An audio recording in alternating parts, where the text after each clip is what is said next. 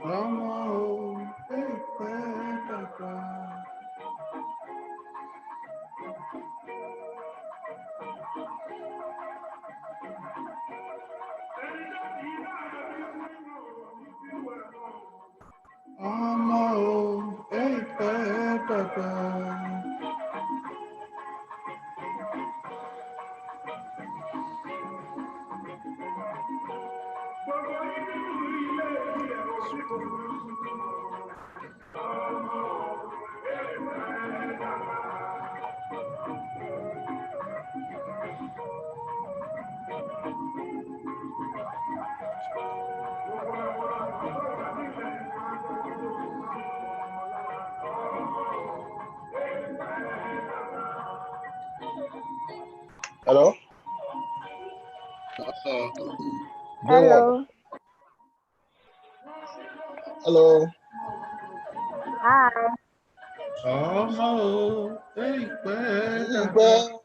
Bye-bye. Why we just fall? No, people are still coming now. Kunle, you didn't share the Zoom. Bye-bye. Hello. Why can't I hear you guys? I don't know. Do you have Buki, I saw your comment. I've shared the link. You shared on the ESCO link. I shared it on both platforms. Oh, okay. Hello. Oh, you didn't share it on both platforms. I didn't see that. Okay, I think it's something I did. No, I did. I didn't see it. Let me just copy it and paste. Okay, I already did. Please do. Okay. All right. Good morning, Yeah, Joao now.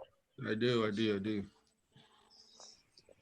How No matter music, it's okay, Joe. Okay. Okay. Let me play it back.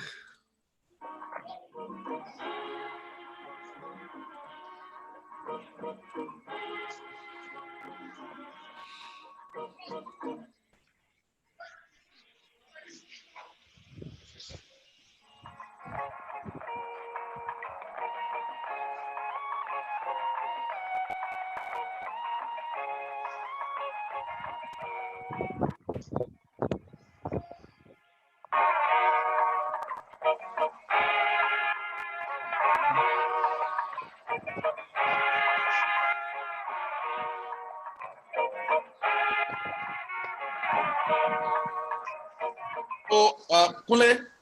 Yes. So when do we actually start? This is 6403. Let's just wait for people to come. I'm sure people are trying to come on. So do we agree 420 or 415? Ideally, what we planned initially was 4 for 4:15, so that we can take the class for 4 for 4:15. Classes were actually supposed to start at 4:15. Okay. And maybe we should just guide people to come on board during the platform while we wait for the next 12 minutes. Okay. Okay, I'll join you guys now. We are 8 now, so that about it maybe between 10 and 15, hopefully. Okay. Don't touch this. Oh, no. Hey,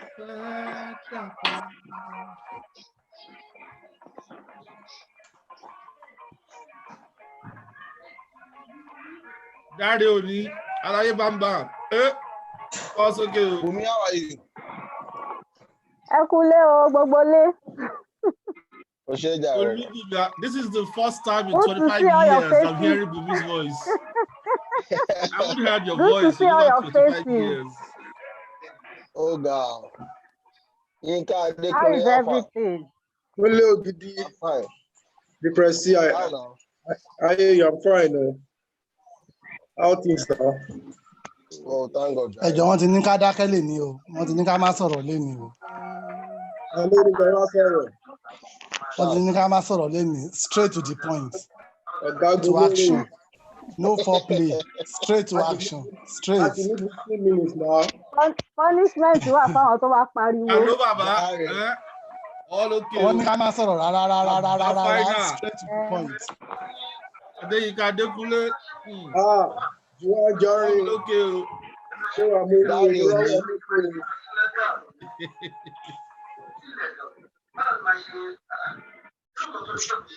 We are waiting for you guys, though. We are 9. About to maybe 10.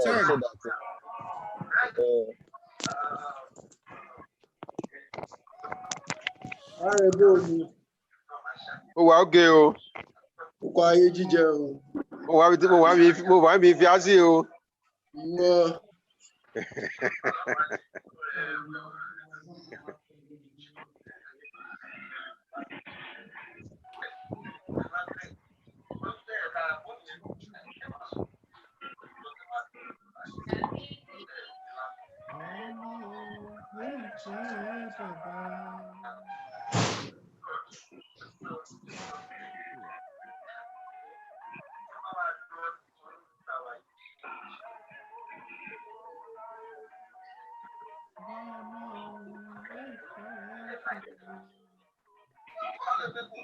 What number should we be when we should start?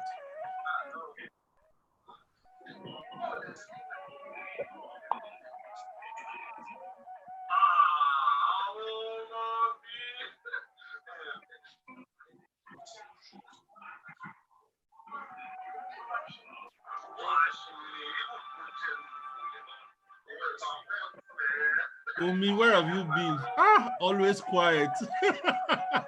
Very quiet and soft speaker. Always quiet. Hi there. Can you hear me? Yes, we can hear you. Okay. Debo has joined, so we are 10 now.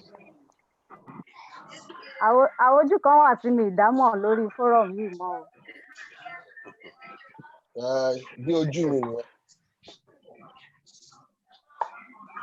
This Adediwura. Can't even remember. Debo. I don't control.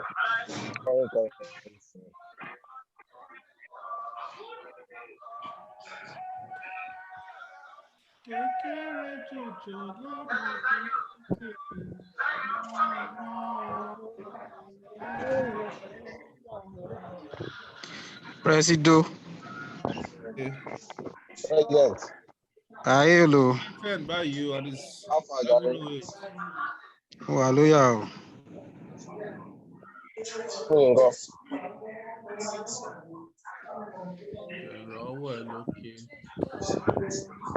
Okay, so before people call me, okay, there are rules and regulations for this class.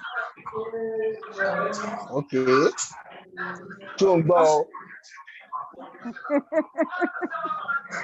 Okay.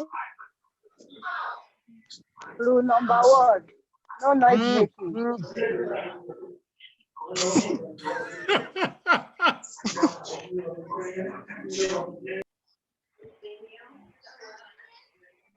Rule number 2.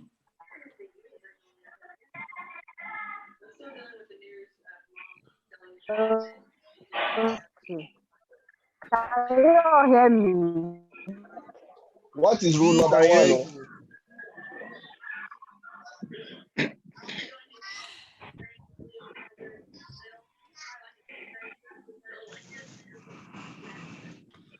Kule and Toba, Taloman design our flyers, and you try you. These flyers are very nice. Huh? Okay. You do it yourself? No, I have, I have a marketing agency, so I have. Oh, okay. I'll try you. It's very, very nice. You can send that number. All right, can you all hear me now? We can hear yes, you. We can. Yes, we can. Okay. Àwọn tó wá sí ilé ìsìndé bẹ́ẹ̀ yẹn kán lọ máa kúnlẹ̀. Wọ́n káwọ́ wọn.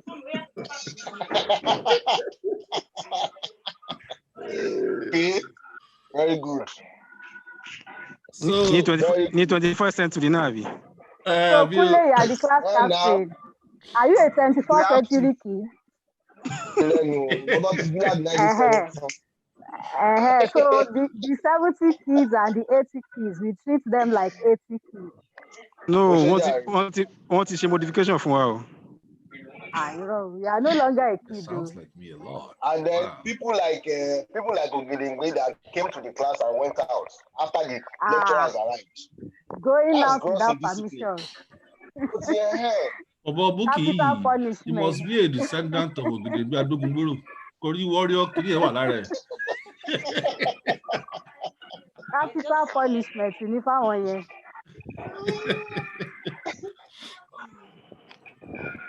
So I wanted to make some remarks before we start, which is I was just thinking about the program through the week.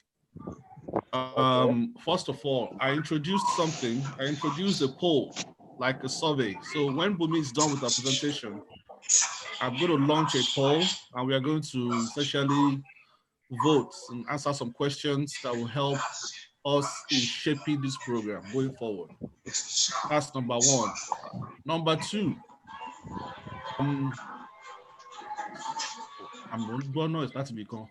Number two is that when I actually saw this flyer, the first two sessions we had, which were very, very good, a little bit informal. And mute television, if the television is on. So number two is that this program actually is like an opportunity for all of us. When I say an opportunity for all of us, what I mean is, I believe that all of us, we are in our 40s now. We are no longer career starters. Most of us are in our middle stages of our careers, mid-level positions, I would say. Whatever it is we are doing, we cannot longer apply for jobs as fresh graduates. Essentially, is what I'm saying. So at that middle part of our careers, the opportunity that this program gives us is that for anybody who's going to facilitate a session like Bumi is doing now, like the doctors did the past two occasions, I think that this session actually adds to your career in the sense that this is something you can add to your resume, that you are a trainer, you're a facilitator, you're a subject matter expert, and you have communication skills. And please don't take it lightly. That can make a lot of difference. When you're going from being a hands-on worker in a company to approaching middle to senior level leadership positions, communication, being able to face a crowd, and especially in this digital age, being able to facilitate sessions like this over the internet, I think will add some pep to how you describe yourself. All these sessions are going to be recorded. They're going to be on YouTube, so you can always use the link. For example, if Bumi was going to apply to be Osun State's head of, I don't know, the schools board or children, whatever, she can easily put a link of this session. Just to add to your point, she's already penciled down in my administration. Okay. She can just put the link to the video, or maybe like cut like 5 minutes out of it as part of her presentation as who she is. So enjoy. It started like a joke, but I think there are more opportunities in it. I would recommend all of us who will facilitate. It doesn't matter how high or how low you know. The day you are going to facilitate, make sure that your environment is clean. So where possible, wear a very good shirt. Do it with a sense that this thing is going to be useful in the future for me some way, somehow. So those are the two things. So when Bumi is done, we'll take a poll, and then after that, we can get back to our jokes. But the level of participation is, I don't know if the excitement is dying or I don't understand. The level of participation is not. I look forward to these very exciting sessions. I don't know why so many other people are not as excited as I am. Maybe we need to drive it more. We discuss among the schools and see what we can do. We have less than 10 actually, and this is a very important topic. President. Present. You know your re-election is near. This is an election issue for you. It's sponsor another candidate against you. Okay. Okay, o tún gbé búlẹ̀ ẹ̀ wá sí orí bí. Elubeku has been lobbying. Elubeku has been lobbying for a long time. This one, I cannot give us ordinary data for Zoom. Now he won't do the election for where? What's the law already?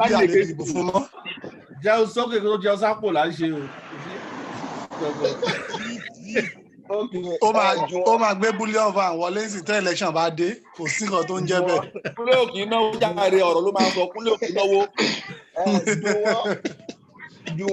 Yes, sir. Well, look, I want to discountenance all distractions. Please let us start this session because a need I'm going to be no abiding. Okay. And I don't want Obidegbe and his cohort to push me into misbehavior. So let's just start our session quietly. I want to learn. Are you see? So all things being equal, if Obidegbe proves to be stubborn, please mute him permanently. Even your English is not a qualified English. See, you want all this Jesha English. Yeah, we'll let Bumi start. Bumi, we are ready for you. At audience, we are 13 people. 13 now. Okay. Can you all hear me, please? Yes, ma'am. All right. Thank you, everyone.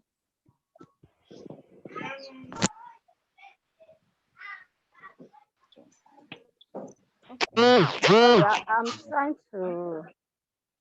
I'm trying to share my screen.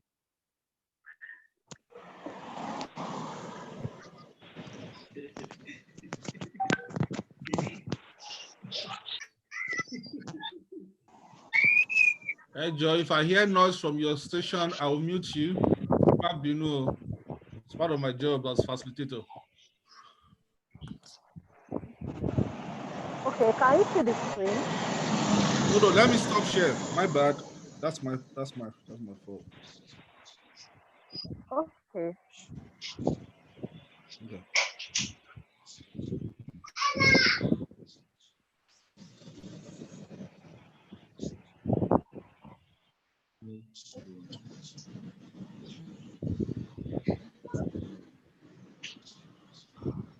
Is it a coincidence that 3 of us are wearing striped t-shirts today? Me, Adebowale, and Tunde.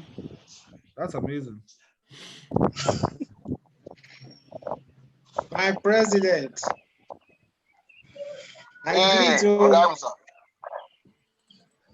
Good afternoon. My 2 hands up. Please put it down.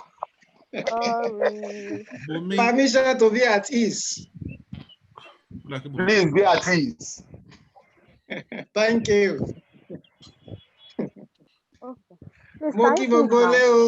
No. We cannot see.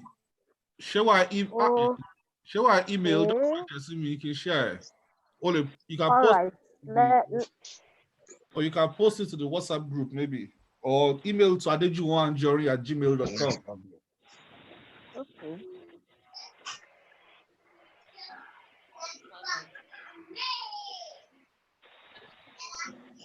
Yeah, you can do that. Slide you. My PRO.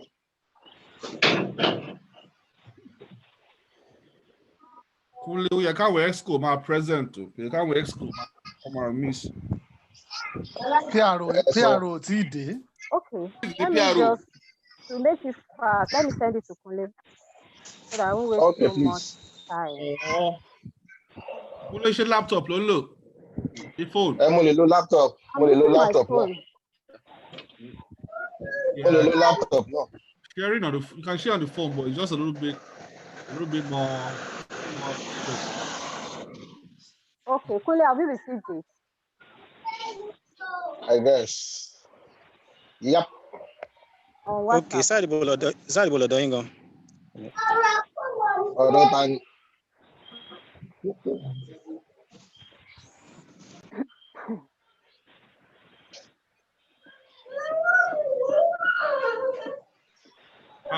Rashidat, how are you? Okay, so are we good now?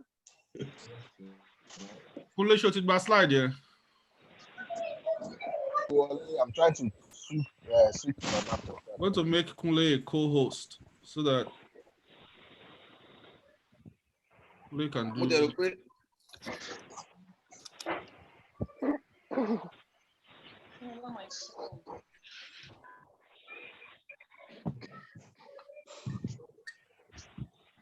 Mr. Adeloye, offer. Sorry, Dr. Adeloye. Okay, Baba. Dr. Adeloye. I do. Let's come out should kneel down and raise up their hand, please. Doctor cannot kneel down, no. Let's come out. Kneel down, raise up your hand. No, I'm not late now. One PhD and one I joined the forum exactly 4 p.m. But you left the class without permission. Who determines whether you are late or not? I don't understand. Who determines whether you are late or not? You also raised up their hand and kneel down. Are you using? You said what? We are using your watch now. If you say anybody is late, the person is late. Someone wants to add insubordination to the punishment.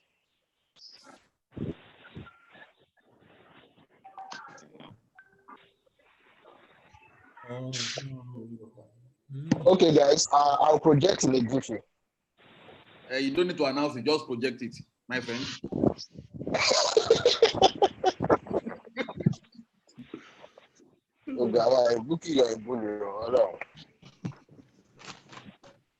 Corona is bullying everybody. Please. Adeyinka, I'm trying to recollect this face.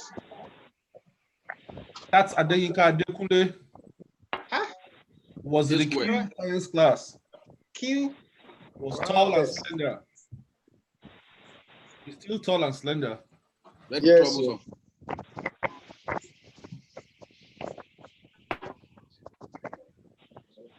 Kola. Yes. I do. Oh no. Doctor, hello. I'm just trying to recollect your face. This face is very. I just very want familiar. to. Yes. So you are in Q class?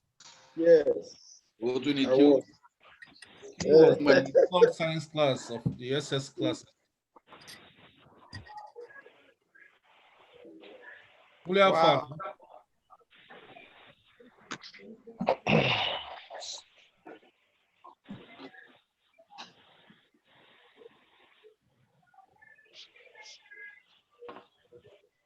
Oh, mo, hey, dada.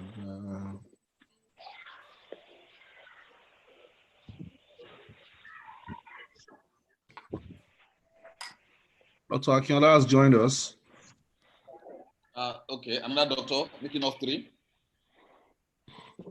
We are not counting native doctors, please. Stick to your finances, stick to your financial management. One PhD, one medical doctor, one native doctor. Hello, everyone. Hello, you have not projected anything. Only has announced it twice. He has not been able to project it. I'm projecting now. Can you see my screen? Yes. You are just projected now. You are now 5 minutes ago. Go and throw away your computer.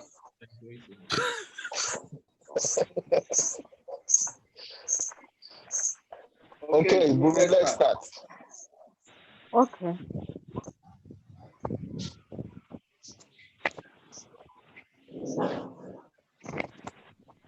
Tunde, why are you looking serious? You are not going to write exam All right. now. Welcome to class once again. Okay, everybody, please. Let's have Bumi has the floor now.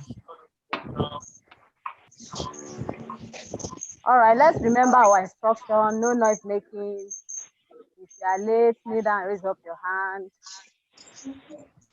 And then Kule is our class rep.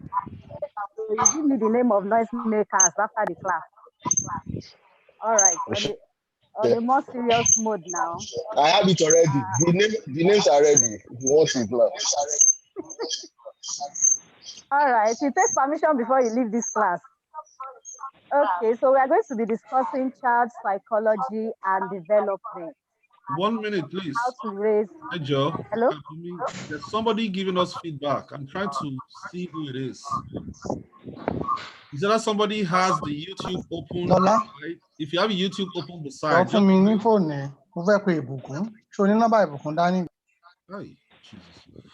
so somebody is giving feedback. So if you have two devices logged into the call, a computer and a cell phone, that's maybe it's Kunle, please mute one and silence one for the other, so that we don't get that feedback. Okay, sorry about that. Bumi. Okay, should I continue? Yes, please. Yes. All right, so in our class today, we are going to be focusing on how to raise the 21st century child. Okay, and the reason why I decided to give this topic of raising the 21st century child is because so many things have happened over the years, evolution, changes in the environment and all that. So we need to be aware that we cannot use the 18th century or the 19th century or even the 20th century methods to raise our kids in the 21st century. So I'm going to be very fast. There are lots of academic terms that you might not be interested in. So I'm going to rush through those aspects. Okay, so what do I call child development psychology? It's actually the scientific study of changes that occur over the course of a lifespan. Okay, it's the changes that occur in a child from the time of birth to adolescence. It involves the pattern of growth, change, and stability that occur from conception to adolescence. Okay, next slide, please. There are three areas of child development. We have the physical development and the cognitive development and the social and personality development. I really don't have much time here, so I won't be able to explain all the three, but I'm going to be focusing on the cognitive development.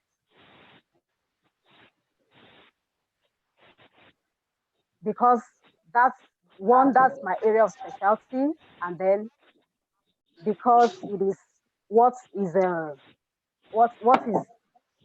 important for us now. Okay, the doctors would easily explain the physical development, but I would be mixing. Sometimes I'll be going into the social development because education and social development are also intertwined, even with the physical development. Okay, so what do I call cognitive development? It simply means the development or the construction of thought processes, which includes remembering things, problem solving, and decision making from childhood to adolescence to adulthood. Okay, simply put, is the kind of intellectual changes you see in children as they grow, how they think, how they respond to changes, and how their mental abilities change. It's the progressive change in how we think, know, and communicate. So we are going to be, all what I'm talking about is backed up with theories. So I can't talk about those things without the theory. Okay, so we are going to be using the Piaget theory. It's one of the most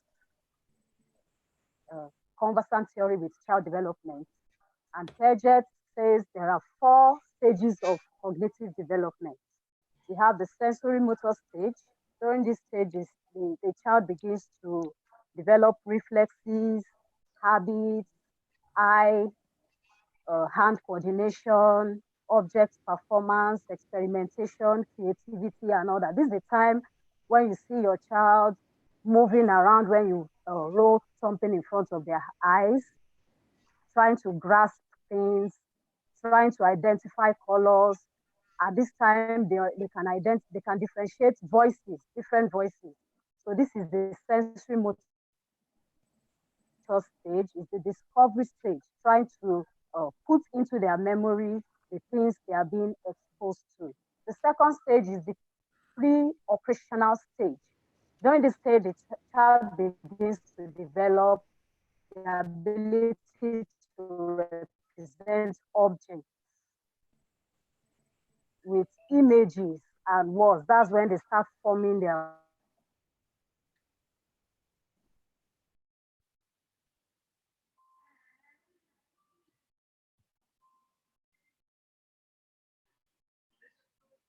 words, they know this imagination. So they learn more.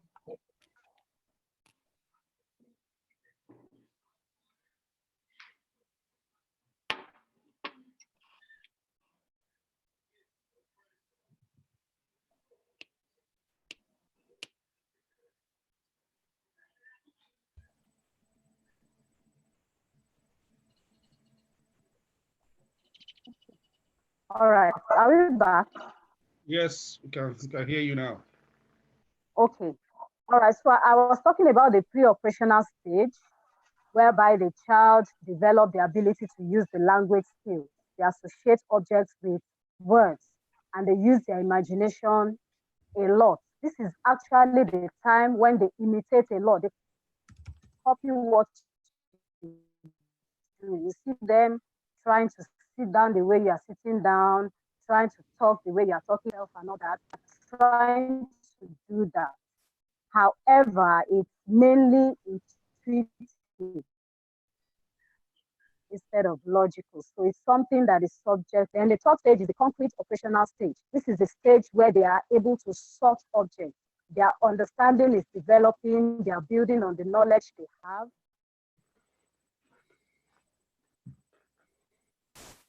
They develop the ability to classify as they are given. Is from 11 to 15 years is the formal operational stage. During this stage, the child begins to develop the ability to hypothesize, test and reevaluate hypotheses. This is the time the child is aware of his environment. He's trying to figure out who am I, what is my value in the environment. There are physical changes during this time too, so a lot of things go on in their mind. They try to uh, create an identity for themselves. They try to understand the environment. They try to establish something. They establish themselves. They begin to think in a formal way. So, in summary, the first stages of growth, cognitive has to do with learning. The first stages of learning in children is the sensory motor, where the child understands the world through senses and actions. The second one is the pre-operational stage, where the child understands the world through the language and mental images. The third one is the concrete operational stage, where the child understands the world through logical thinking and categories. And the formal stage, which is the last stage, the child understands the world through hypothetical thinking and scientific reasoning. Another important theory of learning that supports the Piaget theory is the theory of constructivism. Constructivism has to do with allowing, they believe that the child shouldn't be given what to learn. The child should be able by himself to construct his own learning. That's just a summary of construct. Child shouldn't be, we shouldn't dish out. Just when we're going up, the child stand in front of the class. All that. The constructivists believe that the child does not learn very well by that method. The child learns by building on experience.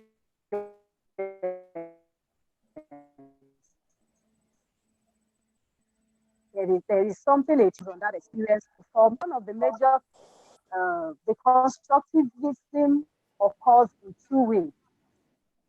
We have two types of constructivism. The first one is the individual constructivism that believes that when a person constructs knowledge through cognitive processes of their own experience, rather than by memorizing facts provided by others. That means that their own experience is what they build on to learn. Then we have the second part, which is the social constructivism. They believe that development takes place in the context of the culture. I hope I'm not too fast. No, I think you're good. Okay. So the social constructivism believe that development takes place within the context of culture. Thus, individuals construct knowledge based on situation, social or cultural exchanges within the context. That means that they build their knowledge within what they see in their environment. As parents and guardians, our main focus should not be on what our kids learn, want to, or what we want our kids to learn. Our major focus should be on what our kids need to learn. And so what do we think they need to learn? We should focus more on that rather than what we want. A lot of us want so many things for our children. We want them to be this, to be that. We see something so beautiful and we feel, oh, my child should be able to do this. That is not the way to make your child learn. To make them learn, you need to understand what that child needs. We focus on the child's needs. When we focus on the child's needs, we will be able to help the child to understand and express their emotions. Emotional development, highly informed social development. This is because the way a child feels, understands, and expresses their feelings has direct impact on how they interact with others. So we need to focus on their emotions. And to do that, we need to know what they need. Now, what are the things that a child needs? Your child needs sound health. Your child needs education. Your child needs emotional development, identity. Your child needs family and relationship. They need a steady family and relationship. You need to go back to like 2 slides. Yes, that's where I am. Okay, so social, they also need social presentation. They should be able to, I will explain all this in the course of them. They need self-care skills. All these things are the things, that a child needs. And these are the things we need to focus on when we are raising our children. Okay, your child's cognitive development. Simply put, how does a child learn? Okay, there are different learning styles. 2 slides next, please. The next 2 slides. Okay. There is what we call the learning styles. Different children have different learning styles. Not everybody learns by listening. Not everybody learns by reading. We have different styles of learning. I'm sure we all have experience in our own different styles of learning, which probably we didn't discover when we were in school, but probably some of us when we were in university, some of us after we have graduated. That is when we discovered our learning style. Okay, so we have 4 major learning styles. We have the reading, which is the verbal and auditory learners. These are people that until they hear it and somebody speaks to them, that's when they learn. That's why some children, no matter how much you pain them, they won't do whatever it is you want them to do. But the moment you talk to them, you will begin to see changes. We also have the reflecting learners. They reflect and they are observational. They observe things. They learn by observing things, by studying things around them. They see things, they look at it, try to say, okay, why is this thing like this and all that. That is how they learn. Then we have the visual learners. These visual learners, they can only learn by seeing. So if you have a child that is a visual learner, they learn by watching cartoons, by watching, by putting their education in movies, in videos. And then the last one, they are hands-on learners. They learn by uh, creativity, hands-on. They want to touch, they want to mold, they want to do things by themselves with their hands. These are the four learning styles we have in every individual. Generally, children learn by seeing, hearing, exploring, experimenting, and asking questions. Even though a lot of us are not teachers, our kids still learn from us. Therefore, when they come to school, what they have learned from us will either give them a positive or negative attitude to learning. So I'm going to just divide into the learning stages into two. I'm going to start from the 0 to 12 years, 0 to 12 years, and then the adolescents, how they learn, because the group has similar characteristics. Okay, so from infant to school age, children at this stage learn majorly through play, experimenting, exploring, and creating with range of materials. At this stage, toys, popular gadgets, and so on should be made available to kids. You should give them toys. Some people will ask, my child of 12 years, what does he want to do with toys? We have educational learning materials. They are toys, but they are learning materials that can help these children uh, to help develop their brain. We can computer games. Computer games are a lot. I'll go into that more deeper into that later. There are also things that we can get for our children, not games that could be addictive, but educational games that can help uh, sharpen their brain. Then they also learn through community connectors such as parks, malls, churches, libraries, and all that. These are rich people, they get to meet on lot of fun to that, and children will not be lacking in that aspect. Okay, then language learning is also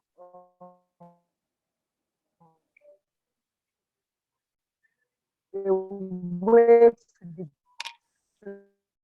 develop the child's brain. At this period, between 0 and 12, this is the time a child can learn as many as 5 languages at the same time for them to be learn. It's not as if they can't learn language, but they can't be a master in that language. Okay, so what are the things that our children, what are the things we should focus on when for our children? Every child is unique in its own way. We need to help them maximize their potential. So children of this age, we need to expose them to this early. We need to give them a good learning environment. We need to encourage them. There should be fairness in their learning. We should teach them fairness and they should be in their learning. We need to build their self-esteem. Every child needs a good self-esteem to maneuver himself all through his lifespan. We need to feed their curiosity. Adventure, we have so many times we shut down our children. We feel, oh, you talk too much, you ask questions too much. We shouldn't shut them down. We should rather feed their curiosity. There are ways by which you can do that. We'll go into that later. We need to teach them to be responsible to themselves, to their family, to their community at large. Okay, we also need to teach them community service. At this stage, we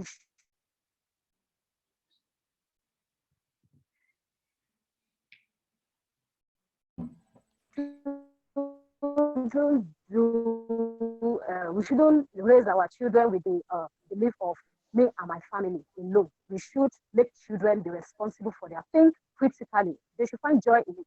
That's why at this point, at this stage, they learn through place. So now, if we are forcing them to be too serious, they might not derive joy in learning. And when they don't derive joy in learning, learning might not be easy, and then they might be lacking academically.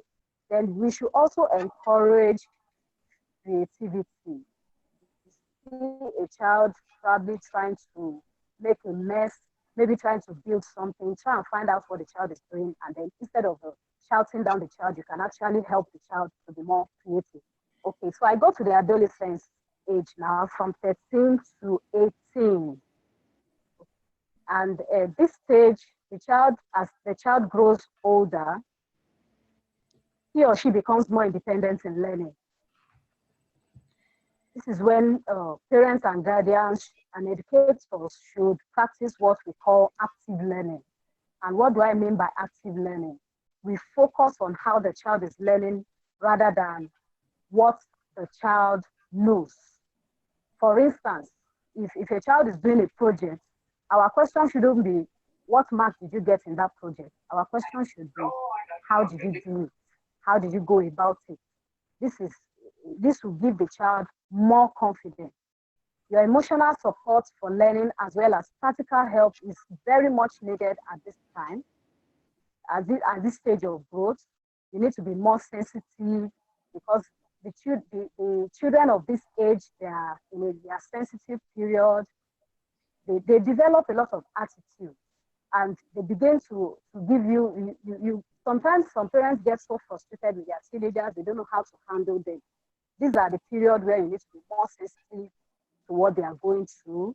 You need to know when they are struggling with learning tasks or work. You need to find out what they need. You need to also be able to trust the child's judgment.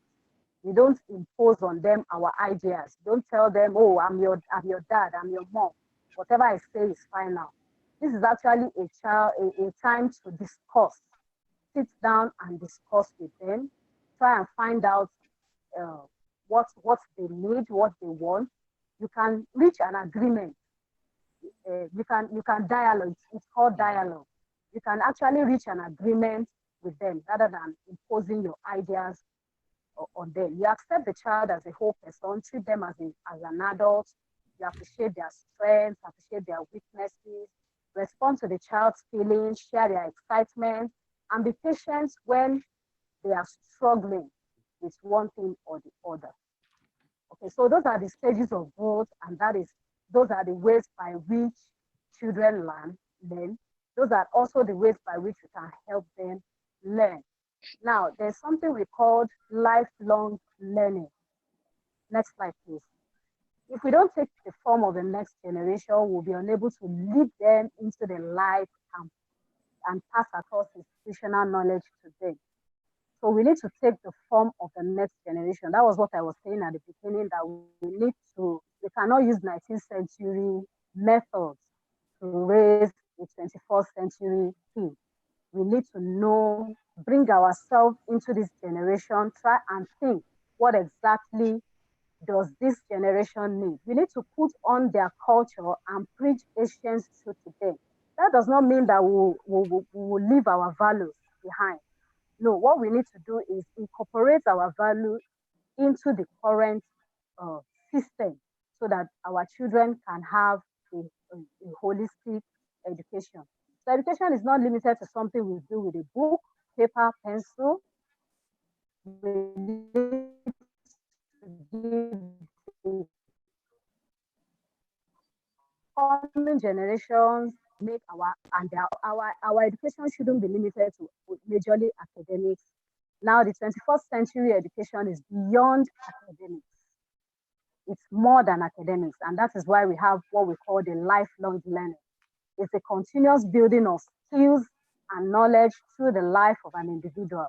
It occurs through the experiences encountered in the course of a lifetime. And what is it about?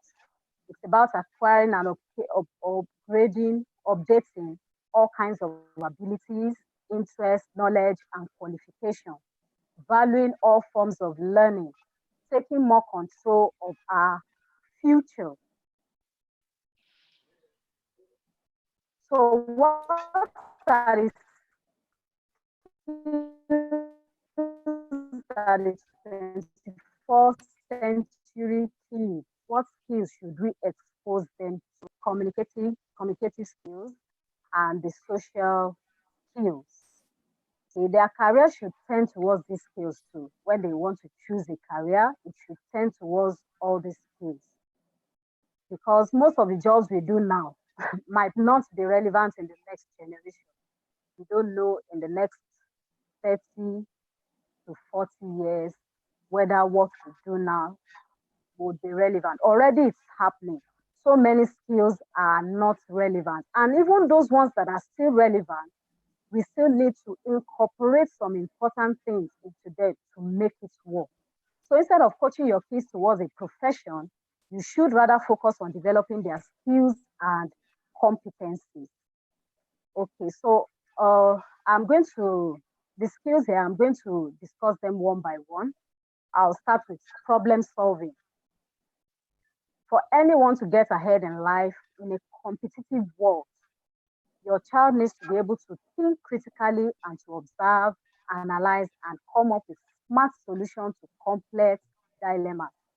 So the child should be able to see a situation and be able to bring about a solution to that situation. The next slide, please. Therefore, the child needs to ask questions like why, what if, how do we achieve this in our kids? Turn questions into projects. So when a child is asking you, why is this thing like this? You can actually ask the child to go and find out about it, turn it to a project for the child. And you will be so amazed what the child will bring up for you. Please, the next slide. The next slide.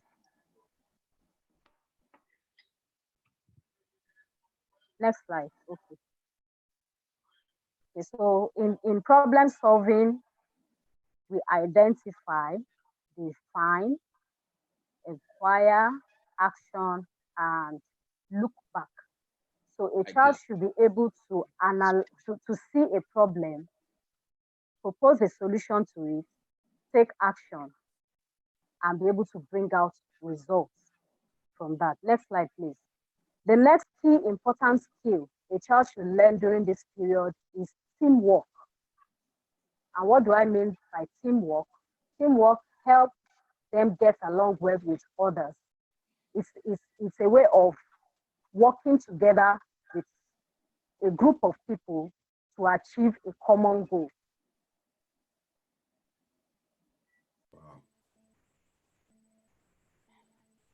And it helps them to get well along with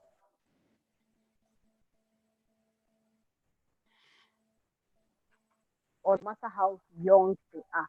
They give them something to do and they ask them to work together. They started incorporating all these into our education system.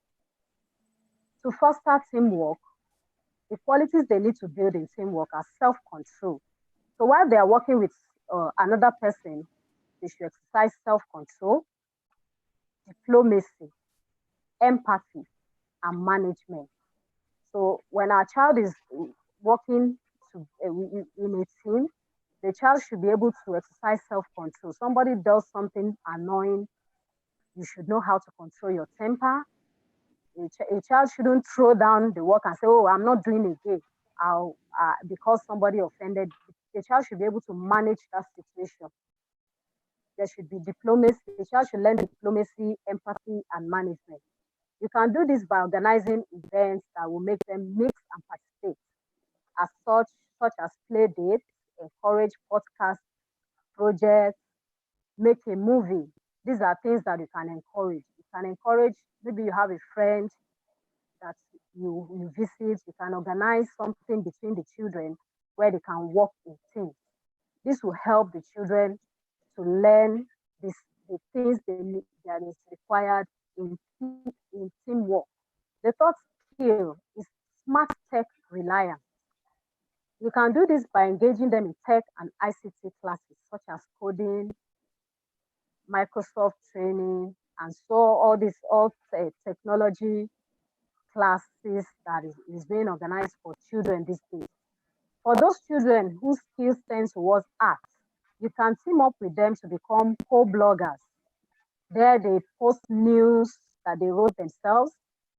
Those that are skilled in drawing and all that, they can post their artworks online. You just encourage them to use the to use technology.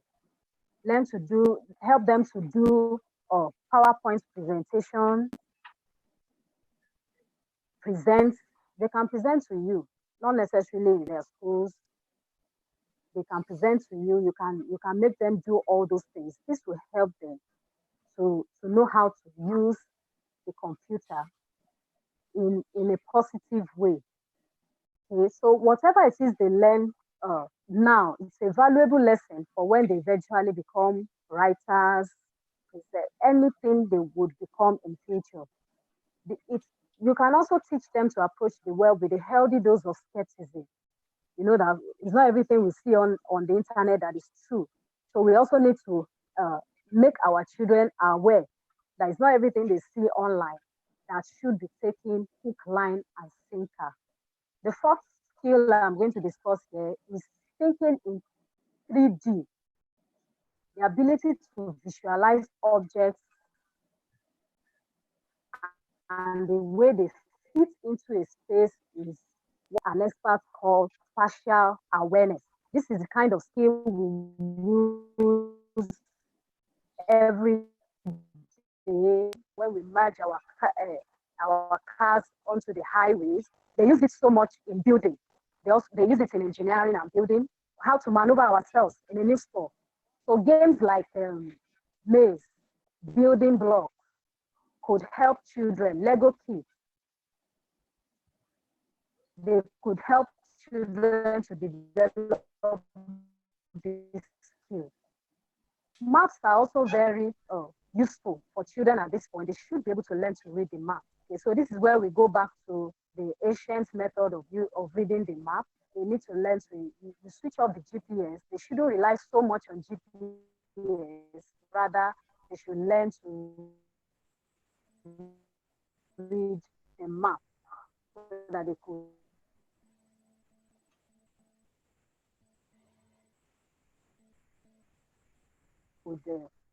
visualize the distance between 2 points. A child should be able to communicate clearly. Your child needs to say what he means succinctly and diplomatically whenever he explains ideas in class or argues for required.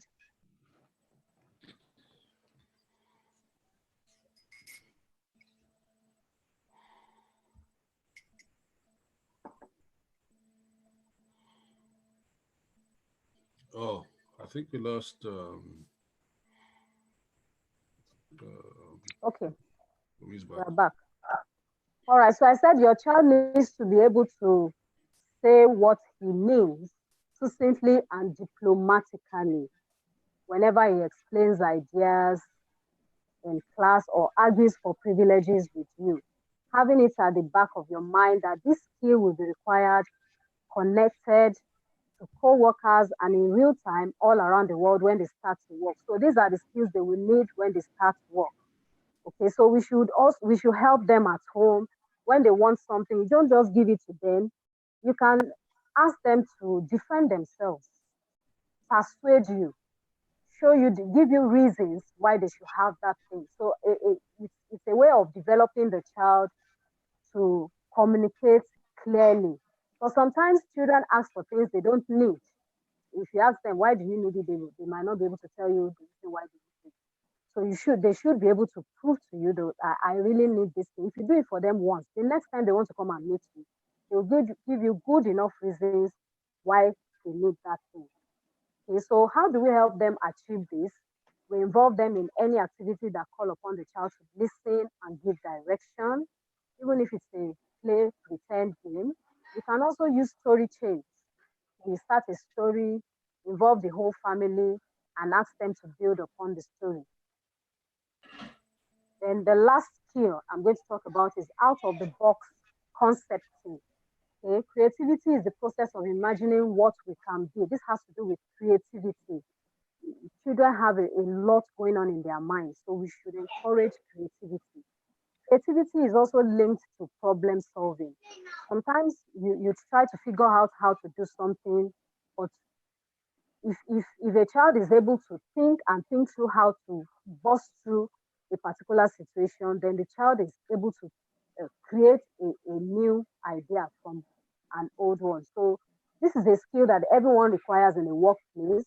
You can encourage your kids by helping them to go through the process of identifying the problem, brainstorming solutions, and then invent a plan and put into action.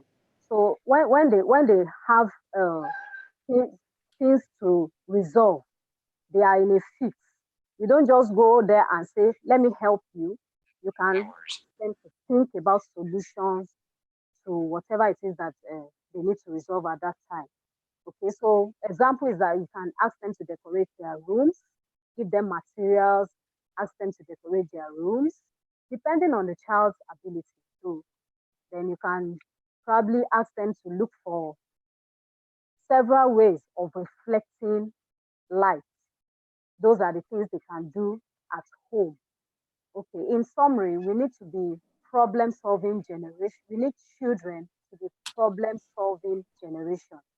And unless we teach them problem solving skills, which comes from creativity, it won't happen. So we can only do this by helping them to learn equity and encouragement, individual support, strengthen your child's thinking skills, and then developing the child's self-confidence and tolerance.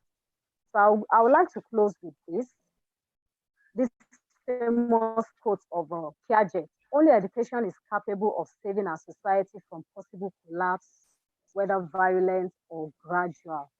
So education is very important, and not just education, learning how to read and write. We should teach our children how to solve issues. I believe that life should be deliberate. You shouldn't just take things as they come. The situation in this country now, sorry to bring this up, but I believe that if we have uh, problem solving, critical thinking, creative individuals at the helm of affairs, so many things would be resolved. There are so many things that we just see, just a little brainstorming and then solutions. We still go around circles and all that. So we need to raise our children to beat this generation of inadequacy that we have during this in our time. They are still our future. We can construct better future through our children. I hope with these few points of mine, I've been able to convince and not confuse you. This brings me to the end of my class. Thank you. Wow. Wow. That was amazing. That was really amazing. Actually, as she was going through it, it just occurred to me how ill prepared we are for a lot of things we do in life, especially marriage, parenting, all of that. A lot of us are completely ill-educated. Serious. Oh, goodness. Yeah, married. I think the takeaway, Juwon, Okay. I'm agreeing with you on this. I think the takeaway from all this is in our conclusion that it's a deliberate effort. We have to deliberately, so you can have some. We have to deliberately, ensure that our kids and even ourselves, we're still learning, that we deliberately make sure, If you gave back to yourself, hey.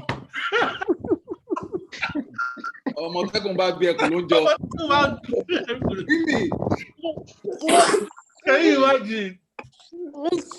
I think you got my point, Sha. Yeah. I mean, it's amazing. Ibumi, I'm in fact. Well, can I say something? You be quiet. Yes, sir. I'm listening. Well, actually, I'm amazed, and it's a very good and a very interesting session. And I would also like to implore all of us that we need more people to gain from this kind of insight. She actually touched on things that we take for granted, but they are extremely important for the development of children. And if you are not a professional, you won't know. Just like I shared with a few people in a different forum weeks ago, over 20 years ago, I taught in a private school, and I used to beat one of my students then. And with the benefit of hindsight, later when I learned about dyslexic, I now realized that what I actually beat so much might have been dyslexic because I didn't know. So if you don't know, you don't know. I mean, you're just walking a blind. I mean, blind. And just like I think it's the Thomas Irving that said that the secret of the 21st century will not be those who cannot read and write. It will be those who cannot unlearn and relearn. Yeah. One of the ways for us to, because what we are getting here, Do you want to be my?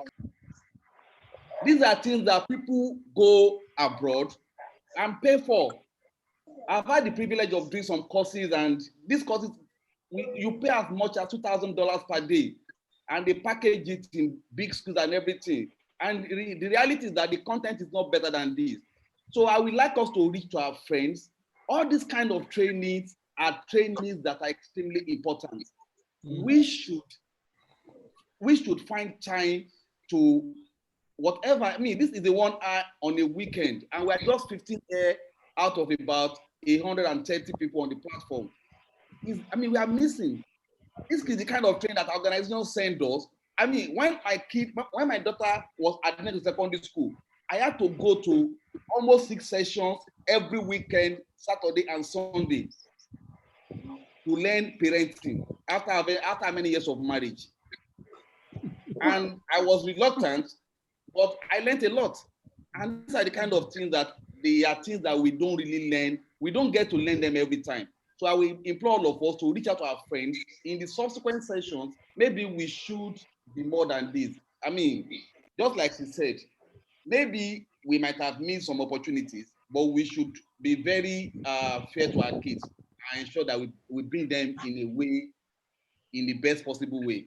Let's give them the kind of opportunities we don't have. Let's give them a chance to make a difference in their, kind of difference. Honestly, in addition to what Buki has just said, when she was going through it, I was actually running through my own childhood. Honestly, I was running through my childhood. Don't let us go there. We know. And I saw, no, but seriously, I was running through my childhood and I saw there were holes. So, see, there are lessons that I missed. I'll humbly say that. I think if a lot of us would be real, you probably identify some places like, damn, I was never taught that as a kid, and this is how it has shaped my behavior as an adult, and things like that. So, I mean, that was just amazing. I do have a question. Okay, I have a question, guys. Okay. Okay. I have a quick question. I'll go first. Okay, I have a question, and the question has to do with, when you said, don't impose your ideas on them, in the sense that don't impose your ideas on your children. When they ask you why, you reason with them. Exactly, that's the part. You reason with them. The problem that I have a problem with that. I've never understood that. Let me put it that way. And the reason is that my experience in America is that is the way Americans raise children. Okay, but what I've seen is that a lot of children have been lost that way. A lot of children grow up not understanding the concept of authority. Like, because when you grow up and everything was negotiated, then you don't understand the fact that there's something like a direct instruction. So when you meet a policeman, the policeman says stop. Policeman says get out of your car or something. Like, you see, I've met a lot of adults who have a serious problem with any authority. They want to be able to have their way or have their say on everything. So actually, me and my girlfriend, we have had a lot of arguments because of our son over this issue. Because I'm like, every time I say, Jedi, don't do that. The boy will say, why? I said, because daddy said so.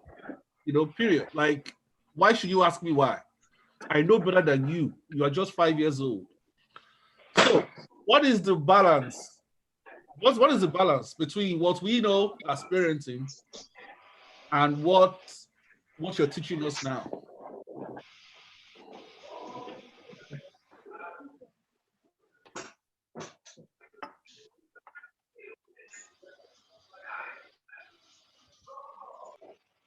Is Bumi still there?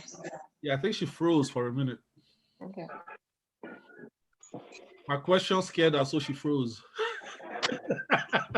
That you can type your question, right? So that in case she can always read it.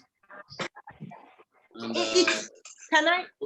But we can discuss. We can discuss it among ourselves. Can I say something from my own experience of bringing my girls up in terms of explaining why?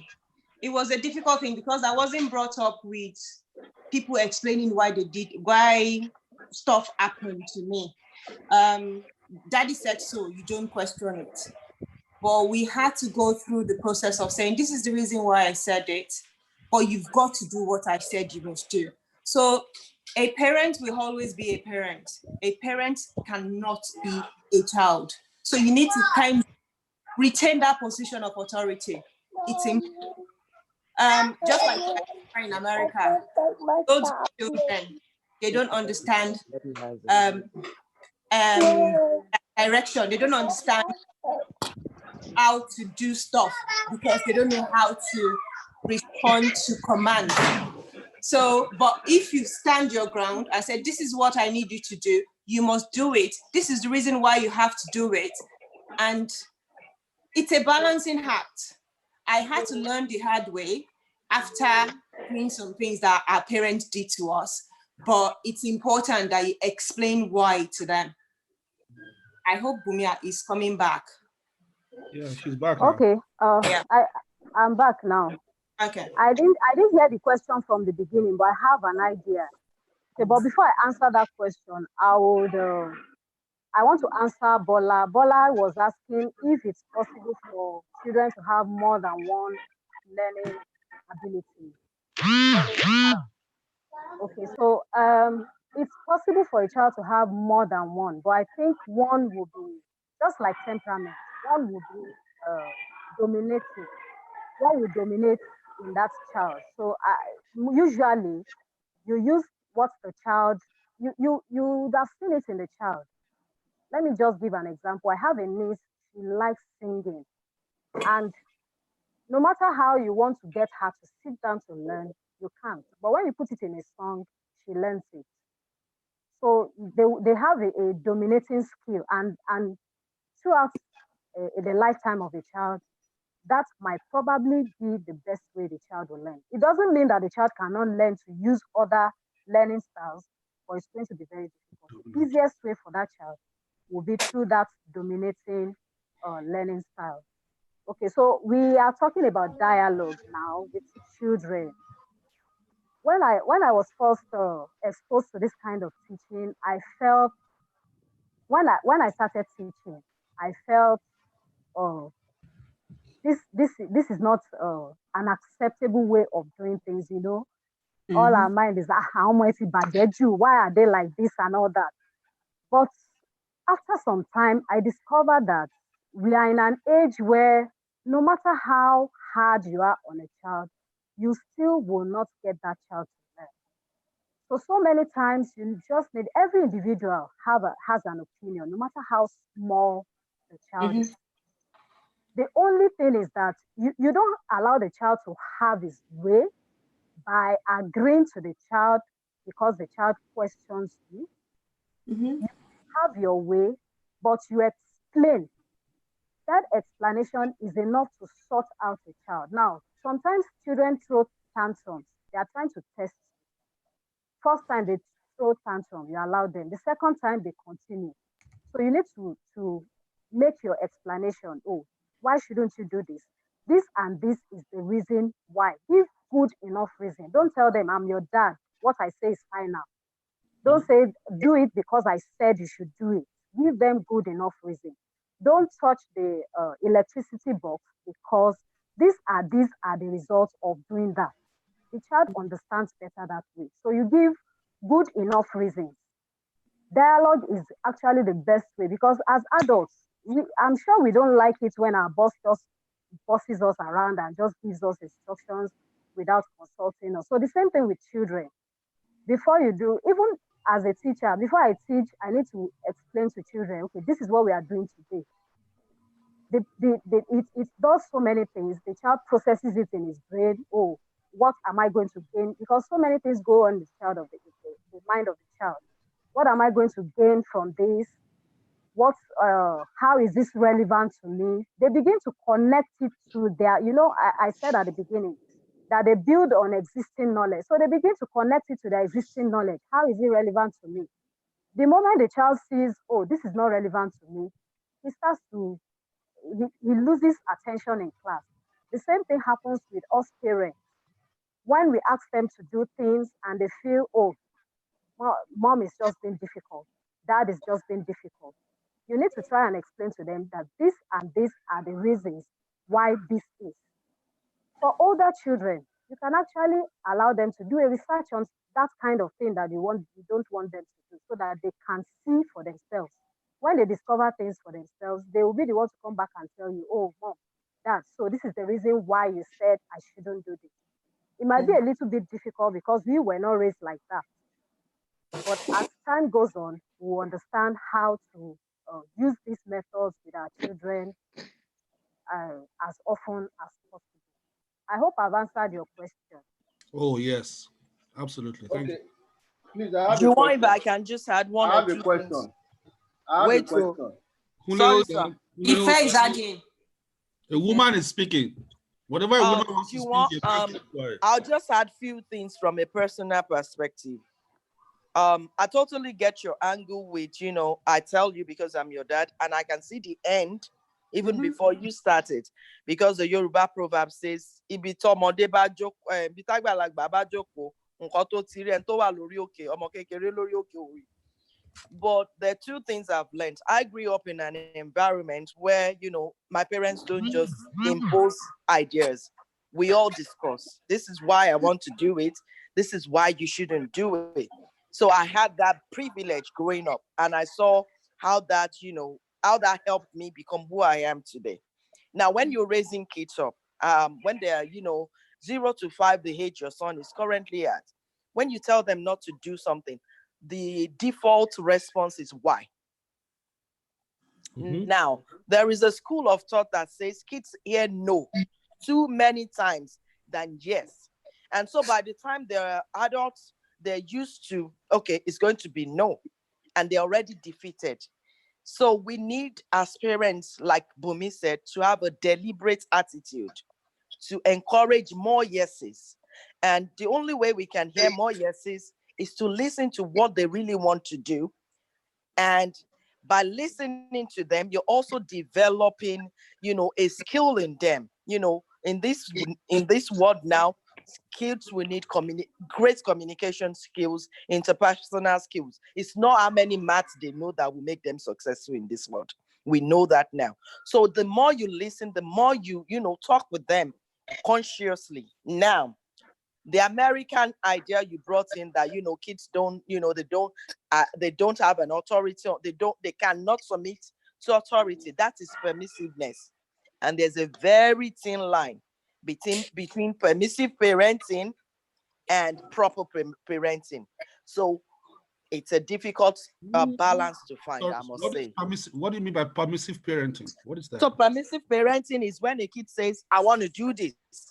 And just because they said, we shouldn't say no to kids. And we shouldn't just say, because I said it. You let them do it. Even though you don't think it's the right thing to do, you permit them. You just, this is, and there's a lot of parents falling into this pit now because, it's a new in, you don't shout at your kids, you don't punish them, you let them have their way. That is the new parenting, but that is wrong. So we should find the balance between permissive parenting and proper parenting. And in my dictionary of proper parenting is, letting your kids know the right thing, listening to their side of the story, and the two of you, sitting together to understand this is why it's right, this is why it's wrong. Thank and you. Most times, where does it fall? Caning them, where does it fall? Is it permissive? Is it proper? That's authoritarian. Authoritarian, Abi. So it's a blend between authoritarian and a proper parenting. I would also like to add. I would also like to add, and I will answer that question. Thank you for your discipline. You answered a major question for me today. Thank you very much. You're welcome. You know that part, just like you first said, part of the skills we are trying to build in our children is how to communicate. Okay, so we won't want people to shout down our children outside. When they are used to being shouted down at home, when they get to the midst of their friends, they exhibit these characteristics too. So we need to build up the self-confidence in our children. There was a part I said, they need to persuade you. They want something, they need to give you a good enough reason why they should have that. You can make it a project, turn it to play. You don't need to fight about it. Oh, okay. Go and write down 5 reasons or think up 5 reasons why you need to have this thing. The child will go and think about it and come back and give you. You'll be amazed at the kind of creativity you will see in your child. And then it builds self-confidence in a child so that you won't feel that self-confidence in that child at that time. And then somebody talks about discipline. Okay, in this part of the world, I'll still say it, I'm a teacher. And we have a lot of issues with our children because their parents use cane to speak to them. So when you are trying to use words to speak to them, they don't listen because they are used to the cane. So the more we dialogue with them, the more they reason they settle down to reason with you. Let me tell you the result of cane. When they go to when you ask them to, you see people in a gathering, they are about to get something, be on a straight line. You see people rushing until they beat them. They are so used to that way of beating. You see policemen beating adults just because of a simple instruction that they can't follow. It starts from when they were still very young. So when we don't train our children to listen and act, we use pain. It's going to damage some important skills in their lives. So we need to reduce pain. Sometimes we need to use the pain, but don't let the pain be a major thing. Once in a while, when it comes, the child will know, yes, I have overdone it. But I don't think, I'm sure now a lot of people are reducing pain. Pain is not actually the best way to talk to your children. I think communication is better. Communication will also help them to say their mind when they are in trouble. They are going through something, because you cane them, you don't talk to them, they don't cultivate the habit of unburdening their mind. So I think we need to use the dialogue more so that we can help our child develop good values in life. Okay, Juwon, you can ask your question. No, I mean, you people have done. I have a question. Juwon, I have a question. Okay, the question goes to Juwon. I mean, no, I don't have a question. You people have, you and Ife have answered my question. But the only comment I have is, it's unfortunate. At least 90% of my generation, we are damaged. Period. Especially, we can recreate that in our children. We are damaged. Tario, jet by me. Please, I have a question. Okay, okay, go ahead. Okay, so actually, because of the time, let me ask 2 questions, and then Bumi, you can take turn to answer them. The first one is Mr. President, please let me crave your indulgence. Before you ask your question, let me just launch the poll because I don't want people to drop off. Time, Tilo. Okay. So I will launch the poll. You can it's just 3 questions. Please answer the questions. Just you can go through the poll while Kule is asking this question. Thank you. Okay, so Bumi, first I want to thank you for keeping it very short and sweet. My question is around, for us as parents, especially in this part of the world, where our daily schedule doesn't really permit us to be as involved as we probably have highlighted in this presentation. How do we strike a balance between the challenges of our own jobs and all, especially in a home where both the father and the mom are working, and then balance it with the kind of attention and involving parenting that our children require? What do you advise? The second question I have is that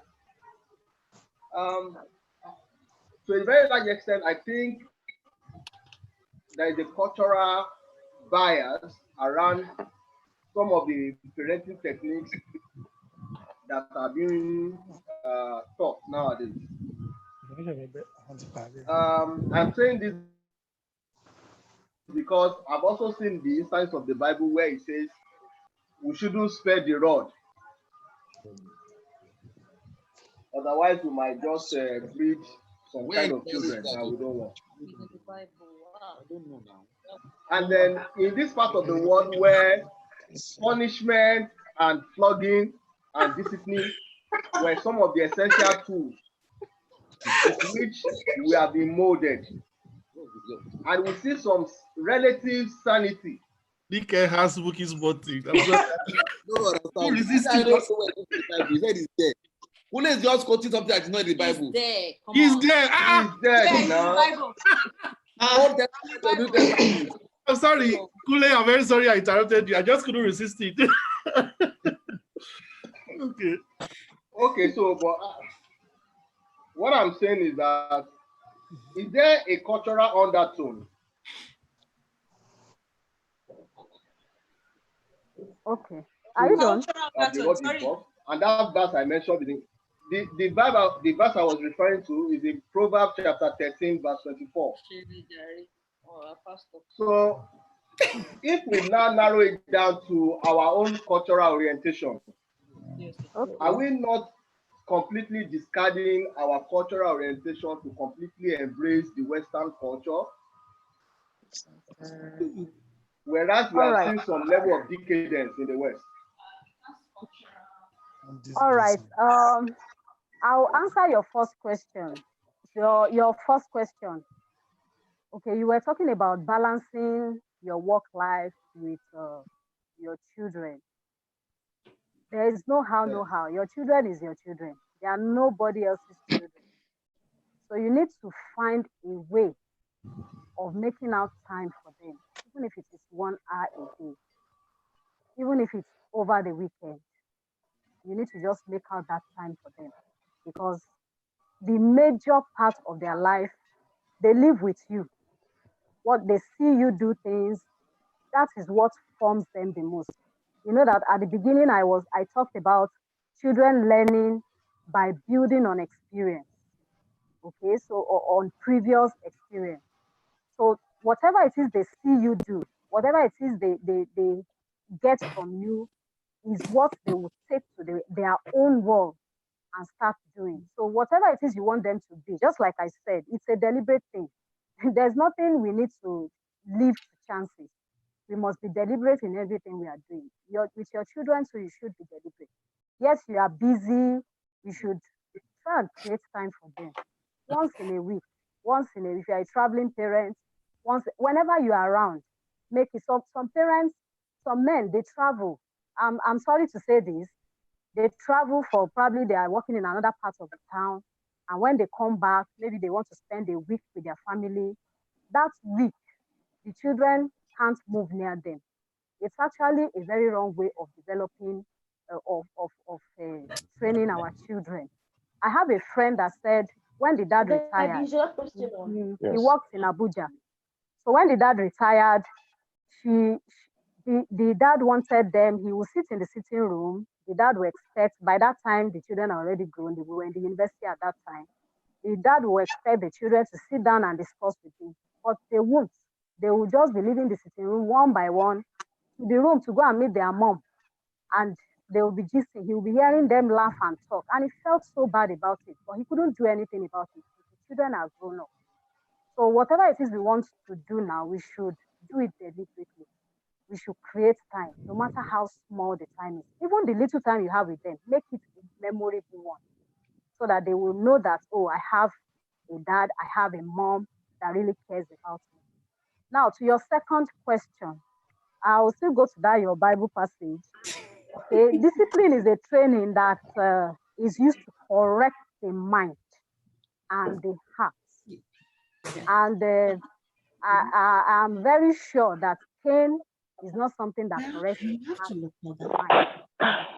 The rod in the Bible is a form of discipline.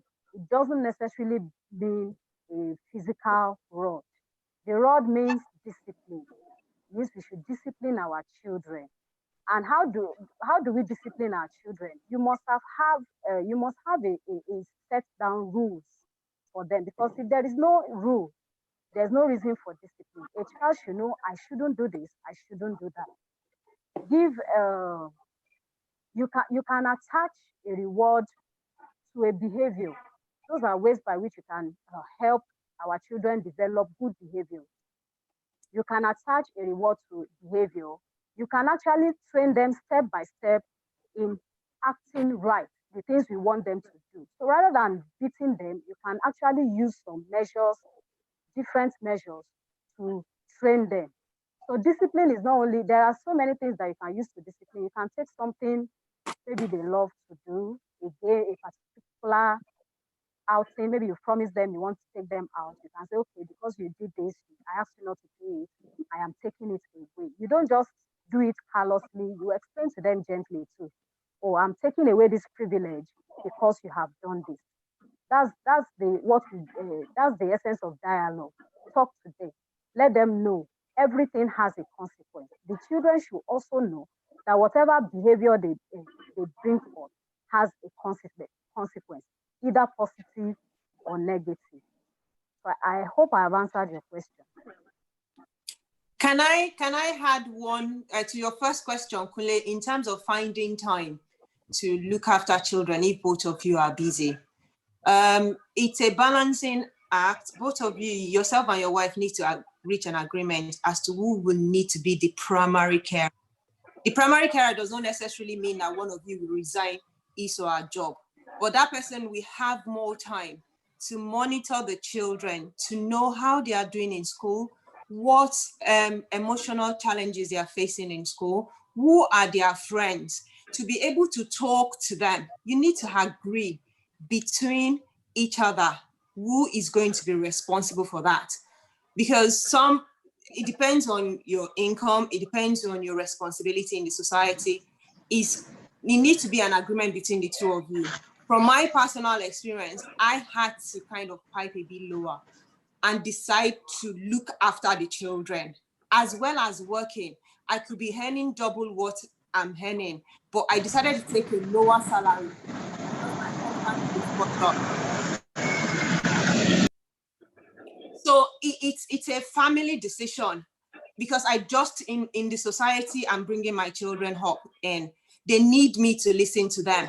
Otherwise, the society will train them in the way that I don't want them to be trained.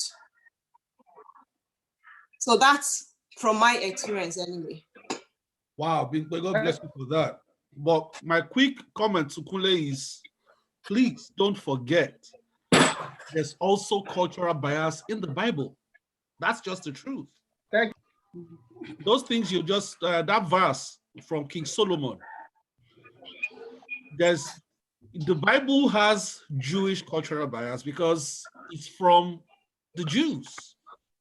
Yes, we are Christians. Yes, it's our holy book, but there's a lot of things in there that you just can't apply hook, line, and sinker, especially because they are the cultural biases of the people.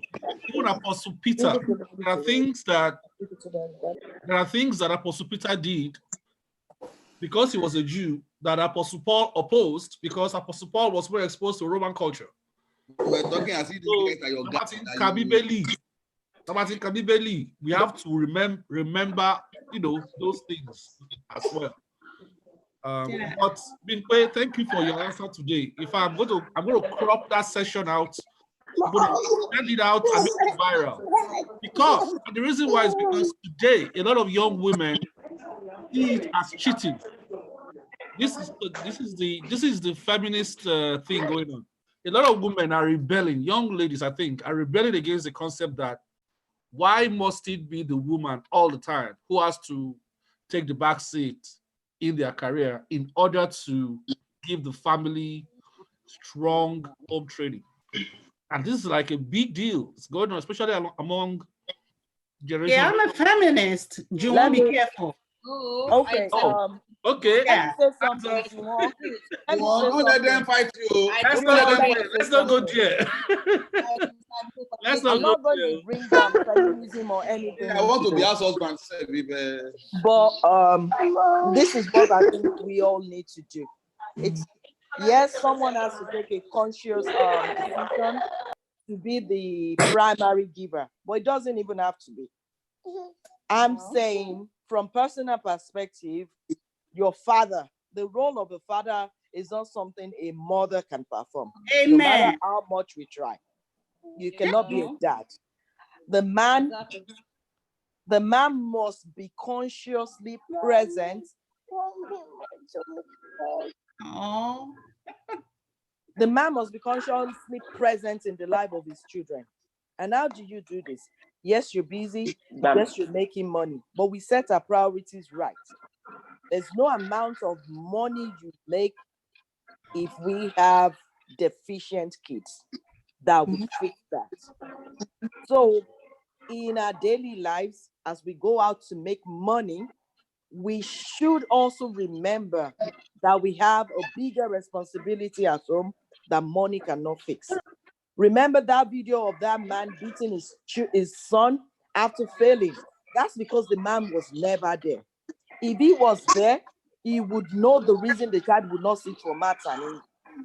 It could be a plain lame excuse as him not understanding what to go and write in the class.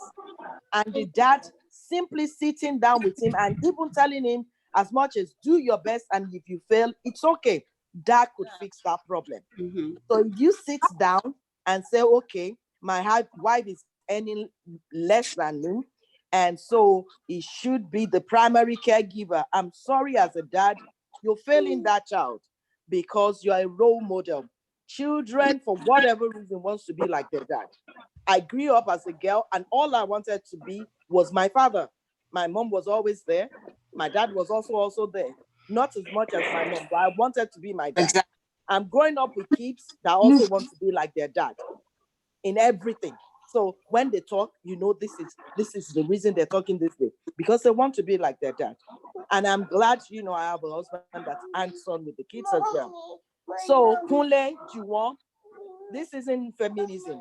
This is what our kids need. They need you. You need to be there.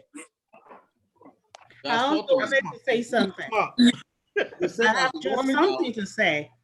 Please, before anybody, I'm sorry, I just wanted to share the results of the polling. We have very good responses for the training today. 75% enjoyed the training. The minority said it was okay. Actionable lessons from this session, 69% strongly agree, 31% agree, and 99% of the participants actually answered the poll. So, and then what the next topic should focus on financial education and family are the two. The financial education and family are a tie in the topics that people are interested in. So for the executive, Kule, Buki, and everybody, I think that we should then focus our energies in this direction. What I would say is for financial education, that's easy. I think we have experts in the house who can help us with that. For family, for those who voted for family, if you can be in the WhatsApp chat group, if you can get a little bit more specific, what do you want to explore in the family dynamics, apart from marriage and all of that. So, thank you very much. Yinka just asked about mental health. What about mental health session? See, 0% answered health, but that is not to say we shouldn't do it, because I know for sure that in our culture we don't really understand mental health. Mental health, yeah. Thank you, Yinka. Sorry, can I say something? And I think that as we go forward during this COVID era, post-COVID, mental health will become more important, because the reality on ground is that a lot of people are going to lose their job, incomes are going to be affected, families are going to be tested. The world in itself is going through it. So we are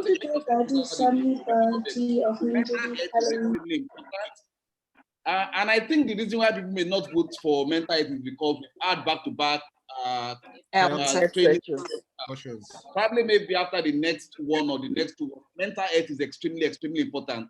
Just like I think Binkwe said, or if people don't take it serious, people even need the mental health advice. Don't even know that.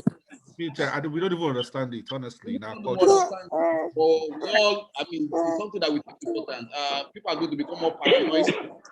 Suicide thoughts are going to be more pronounced than depression. So we need mental health training to keep us focused and realize that tough times don't last, but tough people do. Thank you, Buki. Can I just make a comment? So, you can't be waiting for a while, please. Yes. Yinka, you're listening to me. If you want to anchor the mental health, just let us know. Like I think we saw, I suggested it on the main platform the other day. Yeah. Yes, this is a presentation you can do because I know you are the expert on that. So yes, we can take it. And I think we have the financial session upcoming too. I don't know what the program is. The school principal will let us know. But yes, we can have mental health. As many topics as we have. Who is the school principal? Experts. It's Kunle. Kunle is the principal. I wonder, Kunle is the principal.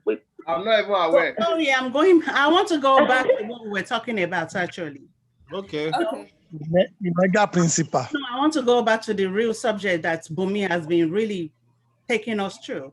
I want to bring to the light that some family cannot afford to only have one parent doing more of the work. This time you see some families pulling 80 hours a week. The one these are people live in the United States and also UK. Like one parent pulling 80 hours, another one working full time as well, leaving little time for children. This has happened to me too. I have to work. My husband sometimes have to travel. But still, it doesn't excuse him from the role of parenting. The world is actually a diverse place with improved technology that he called every night to read stories to the girls. He would do that. He would check how their days were going, no matter how tired he is in his own location. He would make sure that he had FaceTime with them every day. And the children look forward to that. So I want to say that this does not excuse anyone from connecting mentally with their children. So I don't want to forget that point. Word is better, unlike the time when we have phone. No, this is not the time anymore. Everybody have a phone that WhatsApp or Zoom, anything that you can actually use to connect to your children. Don't let us leave them and let them be influenced by what I see here. Sometimes I see African children that relocated there with good background and good culture, good parents, just fell by the wayside because we were so busy chasing after money. Then we're crying because we're putting them in rehab and spending tons of money and they don't get clean because they're on drugs. So let us think deeply and stop making excuses, find a way to make sure that we're part of our children's life, no matter what. If there is a will, there is a way. Correct. Amen. Can I also just add this as one comment? Kule, all the men here, I would also add this. Yes, I know we all want better lives. We all, pat ourselves to say, yes, I make the money out and all that. Now, I want you to do this for yourselves and for the kids as well. Try this, make them priority. Tell your kids today, whenever you need me, even in the midst of a meeting, I'm in the midst of, wherever, tell them they can call you. You would find this important as they grow older. There will be days that they really need to get in touch with you. And the first thought that will come to their mind will be, oh, that is at work, I can't call him. Now, have this conversation. I had it with my kids. Like I tell them, no matter what meeting, no matter what I'm doing, you need to reach me at any time. Just pick your call me, text me. And the reason I say is this. We live in a very fast-paced world. You don't know what would happen that they need to call you. And if they have it, consciously or subconsciously, that daddy or mommy is always busy until after this time, I can't reach them. Things could go wrong. So let us just consciously let them know. Whatever we're doing, wherever we are, they are our priorities. They come first. Money, and well, maybe because I don't put money first. Money is irrelevant. It's important, but it's irrelevant. These kids, they come first. So let them also know that they come first and that they are the priorities. No matter where I am, no matter what you do, they should come first. They should also be our priorities. Okay, so in essence, it's important to get your priority right. Get your priorities right and prioritize your children. Okay, so the first thing I want to say is thanks, Yinka, for the contribution. For as many as are able to take us on any topical issue or subject matter, please let us reach out to any of the experts. We know that we've not essentially covered all disciplines or all areas that we might want to touch. But again, our knowledge of what every member of the class does currently is limited. For instance, I don't know the area of specialization or discipline of a lot of us. So it might be difficult for me to be able to reach out to people that needed to be reached out to. So please, if you know anybody who you think is a resource person that can enlighten us, please help us get them to on board. Oh, sure. The other thing is, so I've onboarded all your comments around, deliberately making the effort to be careful. But the more I listen to Yinka, Dinkpe, Ife, and all, I see that our local nuances are missing from the advice you are giving us. Yeah, because they've been and when I ask this question, it's not essentially about me. I live in Lagos. I probably have a lot more advantages or edge over somebody who lives in Uworoko or Adoekiti. So if you say, for example, because that, pick up your phone and call me. At what age can somebody who was in our class but who lives in Iworoko give a phone to a child that's in primary school? So if we live within the ambit of the realities of our environment, and I agree 100% that parents need to make deliberate efforts to be there for their kids because they need to play their role as parents. But having said that, I will also want us to domesticate some of these examples and advices so that it will suit our own local environment here. I give you an example. At the early times in my career, I travel a lot. In fact, it was so bad that in some cases, I need to make deliberate effort to remember the city where I am at some point. So and that is to say that there are instances where there are no network. You can't even call. Your family can't reach you. Not because you don't want to reach them, but because there's no network. Infrastructure is not there. So the infrastructure is not there. So when we own some of these pieces of advice to suit our local nurses in a third world country like Nigeria, and Lagos is not Nigeria, let's not mistake it. Then we might have to be a bit clever in the way we go about our primary objective of parenting. But I don't want us to say these things and gloss over it. And somebody who is also listening to us or who is going to watch the YouTube recording that we're making will not find it very applicable. That's on the second part. Kunle, it's not a one size fits all. Everybody needs to look at their situation and see what they can do to make a meaningful contribution in their family. If you travel in a place that have no network, believe me, such places exist in the United States that you will lose signal completely, depending on where you are. But you don't stay perpetually every day in this place. There are some days you will actually be able to have network. Even if you don't, your primary school students, I don't think they will have a phone on them, but they go home every night and sleep. And they have a mom around also that you can call on our phone to actually say hello to children, even if it's your voice they heard, even if it's just something soothing and comforting, like, okay, even if you can write them a letter, you know, a lot of things that we can do to be part of our children's life without really, you know, but it depends on the situation that you are in. It depends on what you have available. So I'm not saying that, oh, the subject, the topic I put out is a one size fits all. No, no. Okay, quickly before. So thank you. So finally, I have decided to take a pay cut. Please, guys. You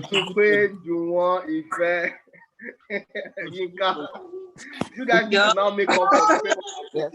Because I want to pay attention to my children. I mean, you don't want me to train them. Oh yeah. Kunle. Guys, please, I just want us to I wanted Mrs. Aomoku joined us in this session. She was here throughout. Just to give her a shout out. Yawowa.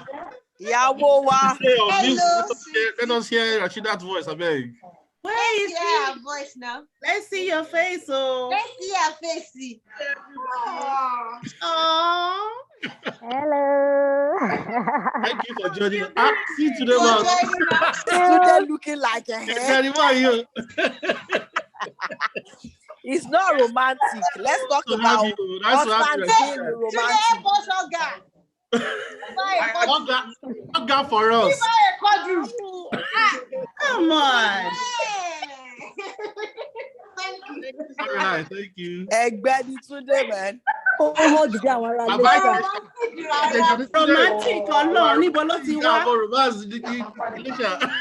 now, let's go. Let me quickly say something. What with Kunle, I don't give my primary school kids a phone as well, right? And back to cultures and all that. Yes, we were all beaten at some point. But I'll say this, I still beat my kids. And each time I've beaten my kids, I've realized it wasn't punishment. It was my own frustration. I'll give all of us parents here an assignment today because it took me time to actually accept that. Each time you beat your kids, go back and try to reenact that scene and check yourself. I want to say something about that. 9 out of 10 times, it was frustration. We're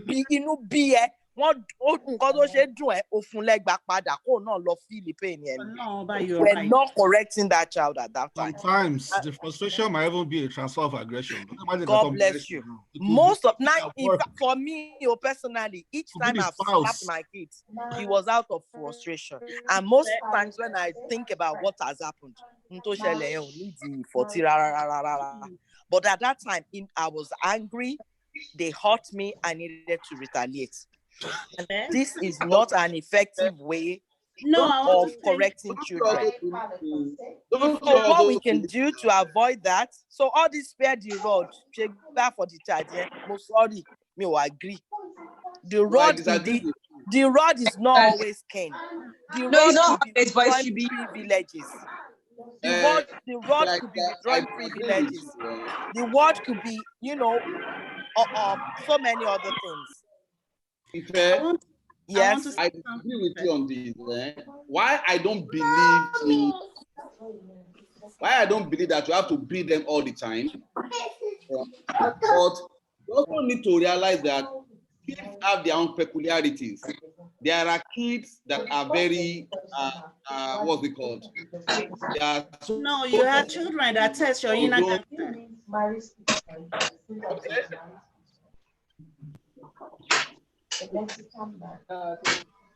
Hello? Yeah, we can. We are here. Yeah. Nice to meet you guys. So kids have their own peculiarities. I don't say that you have to beat them all the time, but there are times you need to reset them. There are some very that you actually need to, once in a while, you need to tell them that life is not bed of roses. And even if it is, roses have thorns. So they need to actually feel, because we have kids that won't give you trouble. Give them instructions, they follow it. We also have very stubborn kids. I was a stubborn child when I was growing up. And I know that you are still a stubborn child. So I don't beat you at times. Rookie. Life itself is full of surprises. Please, can I come in? Please come in. I want to comment. Can I go ahead? Please go ahead. Okay, let me tell you one psychology that I see. Psychological effects of you eating your kid. Immediately you lay your hand on that child, you're telling her it's okay, especially if it's a girl, that it's okay and it's a form of punishment for any wrong they do. I didn't hear you. You raise your hand to eat a child, you psychologically Okay. I would like to ask Buki a question. You said you were. I want to hear what Inga is saying. I want to hear what Inga said. When you raise your voice at a child, when you raise your voice or your hand at a child, you psychologically separated them from you. Whatever you're saying is no longer going in. Even if you raise your voice, not true, Nigeria. No. I don't agree. Let me finish. I don't agree. After you hit your child, how do you feel? Let me ask you that. When you hit your child, how do you feel? Before I beat her, we let her realize what she has done. No, I'm saying after. How do I feel? I feel nothing. I don't feel anything. I'll go and continue my life. That's where the problem is. I don't feel Child have not learned anything. The only thing you communicated with the child is that dad is mad and is unable to handle his emotion and he let out his frustration on me. That's what you just. I think we are speaking too much English on this thing. Wait. We brought us up. No, that's not what I meant. I actually don't. We have 4 minutes more. No, Tony, don't beat your children anymore. You won't share a goal. No, you won't beat them like Rago. That's my inner gangster. Seriously. Oh my! If you had been my mother, you couldn't have avoided beating me. Man, do ebaje. You haven't met my middle child. Oba. Can I say something, please? You explain how you're going to do that. Moradeo has not spoken, so she wants to speak. Let Nika explain how she will do that. Thank you, John. Yeah. See, this beating or not beating. You are calling from London, Abby? Yes, in a very nutshell. Good evening, everyone. I'm so sorry for joining it. In a very nutshell, I think what has worked for me, I think taking away privileges, one more generation in Juegbalo. And Konko, I make point, each and every one. When he first said transfer the aggression, Igbami timba fi binu gba omo mi lori. O ma pariwo, ma wa ni dati ba sọ̀rọ̀ later pe, okay. It's for your own good. You know, ma fogbon agba, you know. But mo realize pe Sherry te ba privilege won away, especially àwọn ọmọ ayé ọmọ tá ń bí leni. Ó dùn wọ́n jẹ gbà lọ. And they will, you know, thank you. Okay. Let we me were growing up. let me give an example. So there was no privilege for our parents to take. Fundamental human rights. I said this generation. I said this We're generation. talking about 21st Let me give you an century, instance. Let me give you an instance. For example, I want more. Like I have two boys. PlayStation and switch box and everything. Come off share. Any time to my bang share. This also time. I play Fortnite. I be okay. I be on fellow internet. Even kekere. Come back to share anything to burum. Okay. For the next 2 weeks. Any low internet, any low PlayStation, any low PS4, any low Switch, any low Nintendo Switch, any low nothing. Our privileges in yes. In Nigeria, there is no internet. First and foremost, exactly. Let me just say something. What do you mean there's no internet? See, agent Sonko. Sherry, Eduro You have internet here. Eduro now. Let her talk now. Wọ́n ṣe bí moderator ni ẹ́. Eduro. Ìwọ àti Kúnlé kọ́ ni moderator. Eduro. Sherry. What do you take away from the child without privilege? Nika, Bumi, it's good to see you guys. Everyone is so good to see you. Sherry.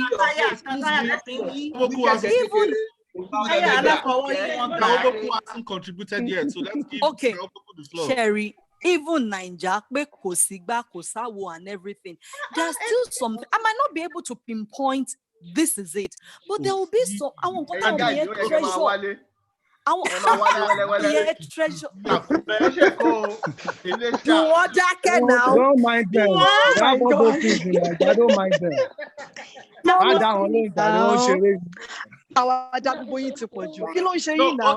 Okay, Murade, we understand your point. Yes. Let me just come in here. I want to give the floor to okay. Tunde, and then I have a question for Larry afterwards. And the reason why Larry lives up country Nigeria. He lives in Akure. Okay. I don't know where else anybody lives. In terms of collecting privileges, I would like to hear Larry's opinion after today has spoken about like when you live up country, what are the privileges that you can take from a child in those environments? Okay. Punishment. Over to you. Okay. Go do your project, Mayan project. Go do your project now. I'll be with you shortly. Okay. Parenting.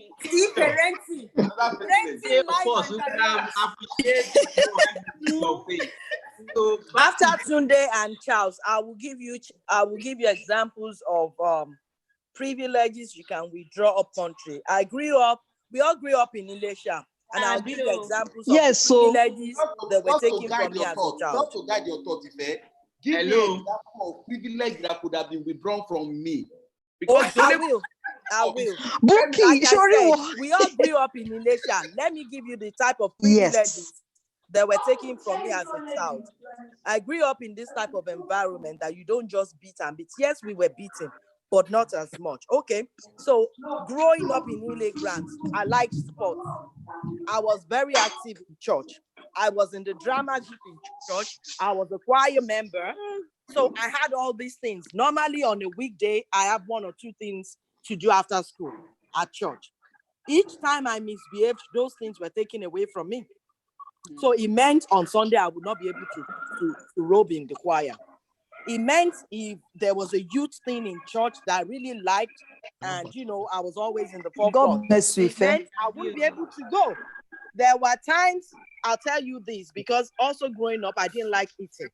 So during Lent, one of the privileges that was taken away from me was that I was not even able to fast. Can you imagine that? It was Lent. Everybody would fast. But because you did not eat when you were supposed to eat, you would not even fast. So I was forced to even eat during Lent. Those were privileges that would. So let me tell you, on Saturday, somebody me in choir practice. But that week I would be a role model child. Those are things you need to understand your children. Some kids, if what if you beat me? I would rather you beat me than tell me not to go to choir practice. So it's important to understand the child. So those are privileges. If we look in, be creative. Because it's so narrow mind. There's so many things. That you can take away from kids, and I tell you one man. So on the principle, as a principle, to buttress down what you say as saying, whatever the child enjoys. Can I say something? Can I just say something? Sorry, before you say something. Hello, can I just say something? No, I just want to buttress down what Ife has just said. There's something that we need to understand when we want to punish our children. These children, they have different way of attacking or opposing the way you want to train them. Yeah. Like my children, the way I used to do them, sincerely, there is one that I will not even try to beat because he will not listen. The only thing I can do to him is, if you don't do this, forget it, you are not watching cartoon. Do you understand? And there is one among them that even before you beat, she has started begging you, please, mommy, I'm sorry. But we need to understand our children.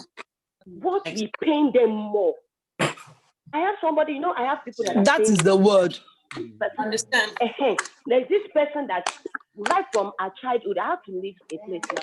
Right from our childhood, she was she was under bondage to her because her mother would feel like, no, you can't do this, no, you can't do that. I tell you, the moment she entered university, everything changed. She actually told me that, see, mommy, everything my mommy told me not to do, that they are forcing me not to do, I'm going to enjoy it. And the truth of the matter is not because they don't want her to enjoy it, but they know that it is not good for her. Now, we need to understand our children. We actually need to understand them. Like now, let me give you an instance. I'm sorry, I will digress a little bit. I have a family friend that their children, right from the start, so there's no hearing in there right from the childhood. I have two families like that. One of the families, the children came to me and they were like, Dad in Toronto, Mom in Toronto. When I get to university, I'm going to make sure I start using earrings. They enforce them not to use earrings. They don't understand the reason why they said they should not use the earrings. Their belief is different from the children's belief. So we need to understand, we need to come at the right time into their mind. We need to read them. We must be a good psychologist when we are dealing with our children. Know what they want, know how to pamper them. Know when you beat them, if you have known you are beaten, maybe you are passing aggression, immediately call them back. Let them realize the reason why you did it. It hurts a lot. If I mistakenly beat my child, sincerely, I will call him and I'll tell him this is what you did. And I don't think it's right. Do you agree with me? He will say yes. Okay, I'm sorry I beat you. I do say I'm sorry I beat you. Because man, and that is how it is. I have beaten him once like that. I called him, I hugged him, and I said, I'm very sorry. So we should understand our children and let's try that one. I'm sure it will help us. Thank you. Sunday, please. Okay, thank you.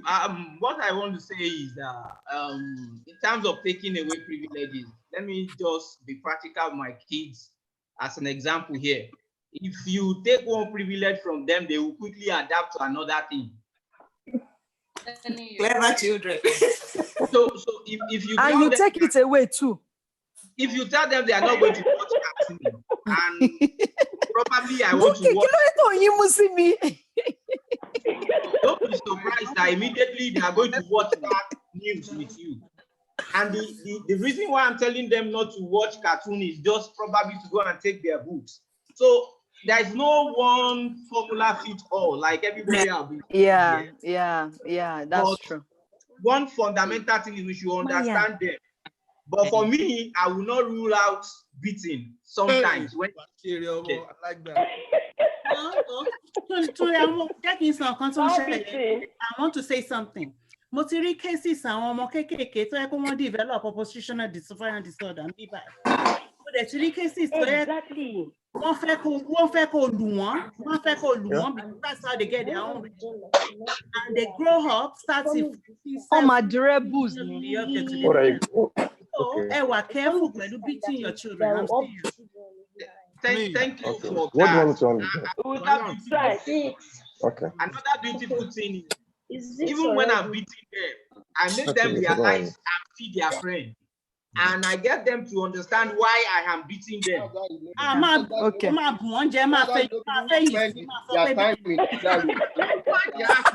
My daddy came Yinka here is on fire today. I'm not happy. Every time I remember that, my brain will go. Health professional, so she's passionate. How will I like somebody that eats me? I understand it. Oh, don't beat your children. At this point, we have even hijacked the session from the facilitator. Sorry.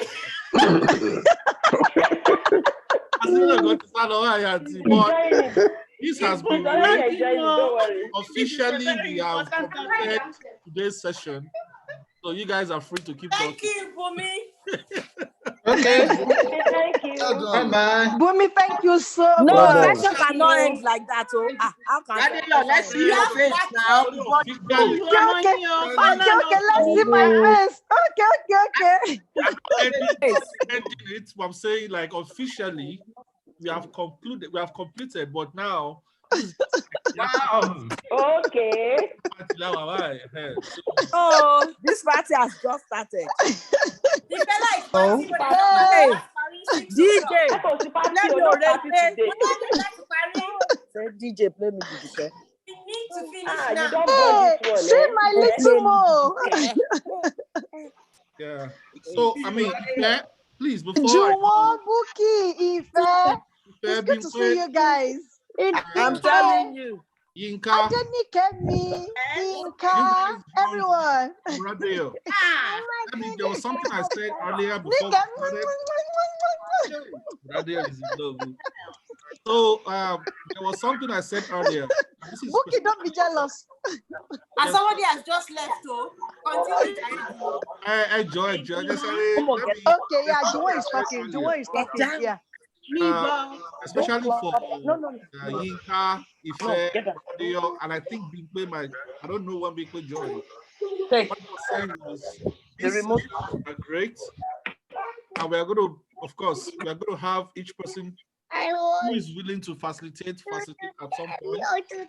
I see it as an opportunity for us to not just learning from each other, but it's an opportunity that can add yes. That's right. Because I would like to bring the topic. Yes, like we are trainers. Like somebody talking about mental For example, exactly. Like today's session, she can actually cut this session apart, put it on her resume as is a facilitator of child psychology. That's what it is. This is essentially a seminar. People pay for this. That's true. Yeah, the things that the for us last 2 weeks. I get a lot of honorarium for this. So how much are you going to pay me? I have to get paid now. Oh, what you go? Don't take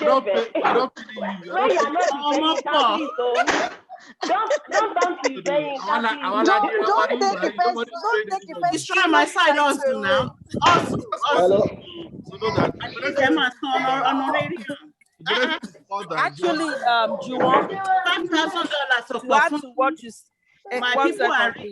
just to say this, actually, I know a lot of people are kind of, hung up on time and skipping to time and not extending this.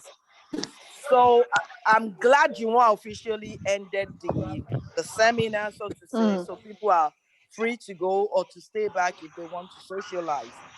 Because apart from, I see these things from a personal perspective. If I go to a class and it's all, you just loading stuff on my head, loading. At the end of it, there's no time to relax and socialize.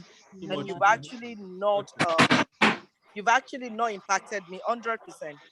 Because apart from the educational benefit of these types of seminars, the emotional is also equally important. Seeing our faces, you know, yabbing ourselves, roasting ourselves. Some of us will, you know, crawl back into our shells for the rest of the day. And it's memories from these 2-3 hour sessions that will keep us going for the rest of the day. That's true. We should not forget that. Not just because we want to listen, guys. I'm talking. When I'm talking, you don't talk. We are done. We're done. We're not done. Thank you. We are done. Hello, guys. Can I please just say something? You want? Yes. Hello, can I say something? Yes. Okay, so Juwan, first I want to thank Juwan for the way he's moderating this session. Okay. We can hear him. Shebo, born again voice here now. And then I have said that I don't want to thank Juwan specially because of the way he's he's administering this session. And one of the things we actually talked about from the onset, one of the things we spoke about is we hope to make this very big and elaborate. And perhaps at some point we'll be able to even bring in external resource persons, to come and talk to us on certain areas that we can know. External resource persons that have capabilities that we don't have. For capabilities that we don't have in-house. But having said that, oh, sorry. I'm going to mute you. Having said that, you guys go rebellious. Kunle Shodiruni, come ask that question, Shodiruni. Bọ́bọ̀ lọ̀rẹ́ mi ẹ fílẹ̀. Àwọn obìnrin ló dà kíláàsì wa lórí ìṣòro. Ìṣòro mọ́ complain ni. Àwọn obìnrin wọ́n ti parí class, wọ́n ti parí as far as I'm concerned. Wọ́n ti parí. Kí ni complain lè bí kéjà? Kéjà kò ní sọ̀rọ̀ lórí báyìí bí ké. In Jesus' name, we have done.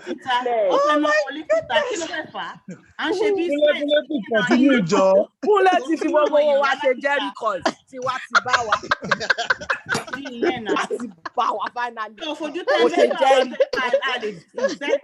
Oh my gosh. Oh my God.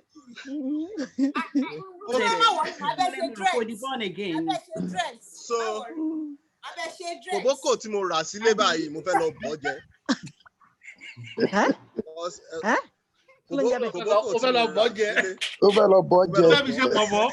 What does that mean? She's going to cook it. Shebi kòbókò is from jáde kí mo fẹ́ yarun fún. Oh, wow, lockdown. So kòbókò ẹ̀ mo fẹ́ bọ́ jẹ nígbà. Because nígbà tí gbogbo yín ti sọ pé ká má na àwọn ọmọ. So kí la fẹ́ ṣe? Èmi ò bá ẹ sọ bẹ́ẹ̀. Honestly speaking, one of my perhaps for me. I think wait. I think it's only the women here that are looking for no spanking at all. We just have to create a balance between taking away privileges. Actually, that's what my wife likes more. Taking away privileges. To bá fẹ́ lu ọmọ ṣáàjì nígbà tá a sọ̀rọ̀ privilege lẹ́ẹ̀kan ó dákẹ́. Ó ṣe rẹ̀ wá mọ̀ pé taking away privilege. That is a mistake. Wọ́n jẹ́ kí n sọ̀rọ̀. Wọ́n ní kí n sọ̀rọ̀ ọ̀dà ẹ̀rọ gbogbo ẹ̀. One by one, please. Larry, please finish your point. Actually, we can take away privileges, but to me as a person, when I'm home in the weekend, I don't want my children to watch cartoon. They would disturb me. So when I have other things doing, I want to take away their privileges. Don't watch cartoon. They will be all over me. So I won't be able to do anything. So everything is not about you. Larry. Now, actually, Charles, I was going to say that about privileges because it's easy for us to give. Yes, I'm just put it there. Beating them once in a while is not a bad thing. You don't have to kill them. Spanking them once in a while is not a bad. Lérè.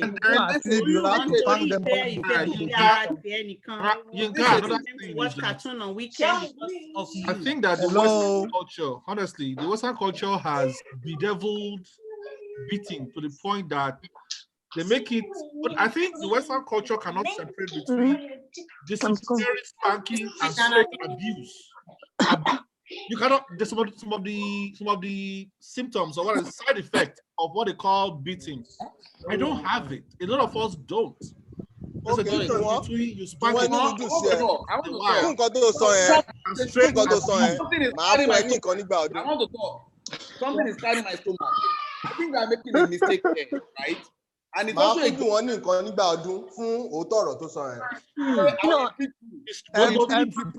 will install another president if they don't allow me to talk. So literally, you know what? Let me say something. All beating is that politicians, like Ibukoluwa said. Sorry, spank, and then you bring them. Let me give you an answer or solution. Let Buki finish. That is a mistake we make, and the same governance mistake that I see our politicians making, and it's the same mistake governors all over Nigeria are making today. And I will give you an example. In Ogun State and Lagos State, they've closed school, and I agree with closure of schools, right? But what is the alternative? They say e-learning. Hold on. If you put together the number of kids attending school in Lagos State, how many kids can actually afford e-learning? We are talking about less than 50%. But that is the solution. That is the solution that have been applied as an alternative to what's it called? To the traditional schooling, digital education. Now, if we are talking about a solution to certain things here, the average people on this platform is not the average Nigerian. Correct. That's true. And the solution that correct will not apply to the average Nigerian. So many of the solutions that our politicians think about are not the and that is why you have the social unrest and everything all around. Because it is an elite mentality. An elite mentality will not work in Kano. It can't. It will not work in Katsina. It will not work in my take away privilege. I look at my growing up. The only privilege you could have taken away from me is to tell me not to sleep. And it don't happen because when there was no privilege to take away, it will not. Just like someone said, as at that time, some kids. I'm not saying that beating is the solution. Seriously, I don't even know the solution. I have to guess, and they are relatively old. The oldest is more than 9 years old. And I can say that probably I beat them maybe once in 2 months.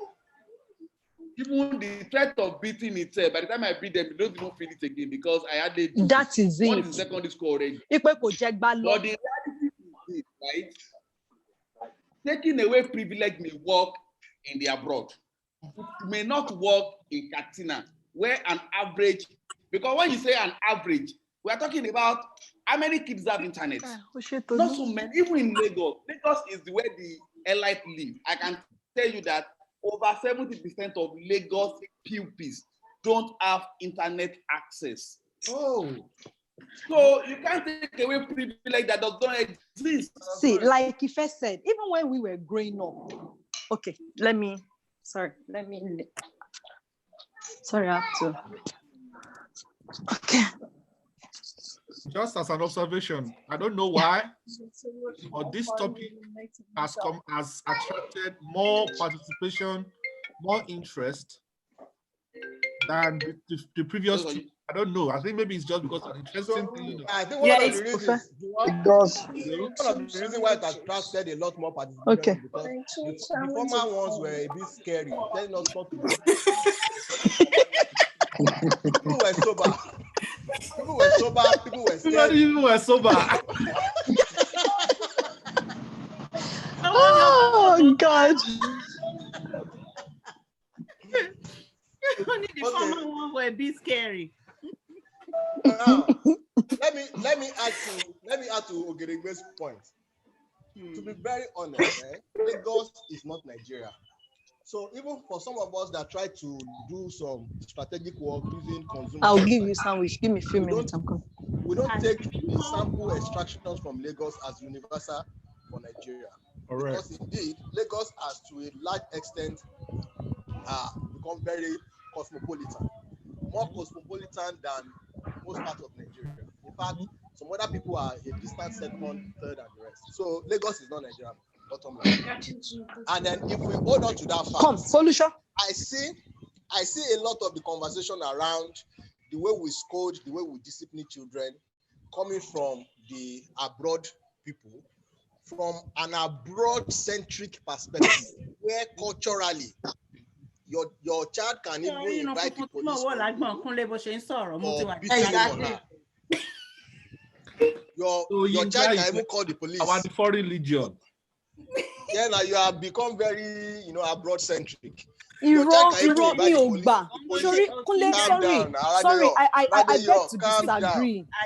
Wait, let me finish before you start to disagree to agree. Okay. Hello? Okay. So because this perspective are so abroad-centric, I can hear you. Can you hear me too?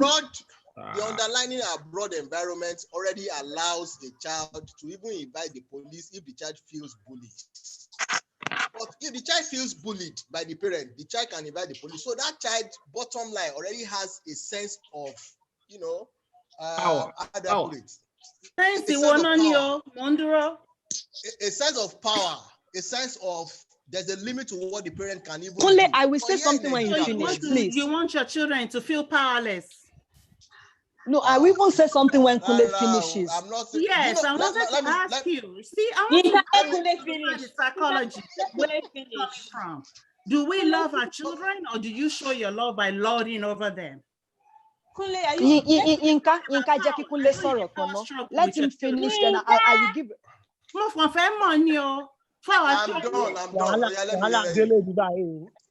You know what?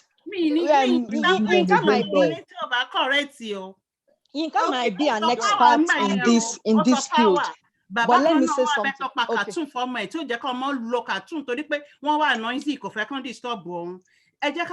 Selfish aspect. You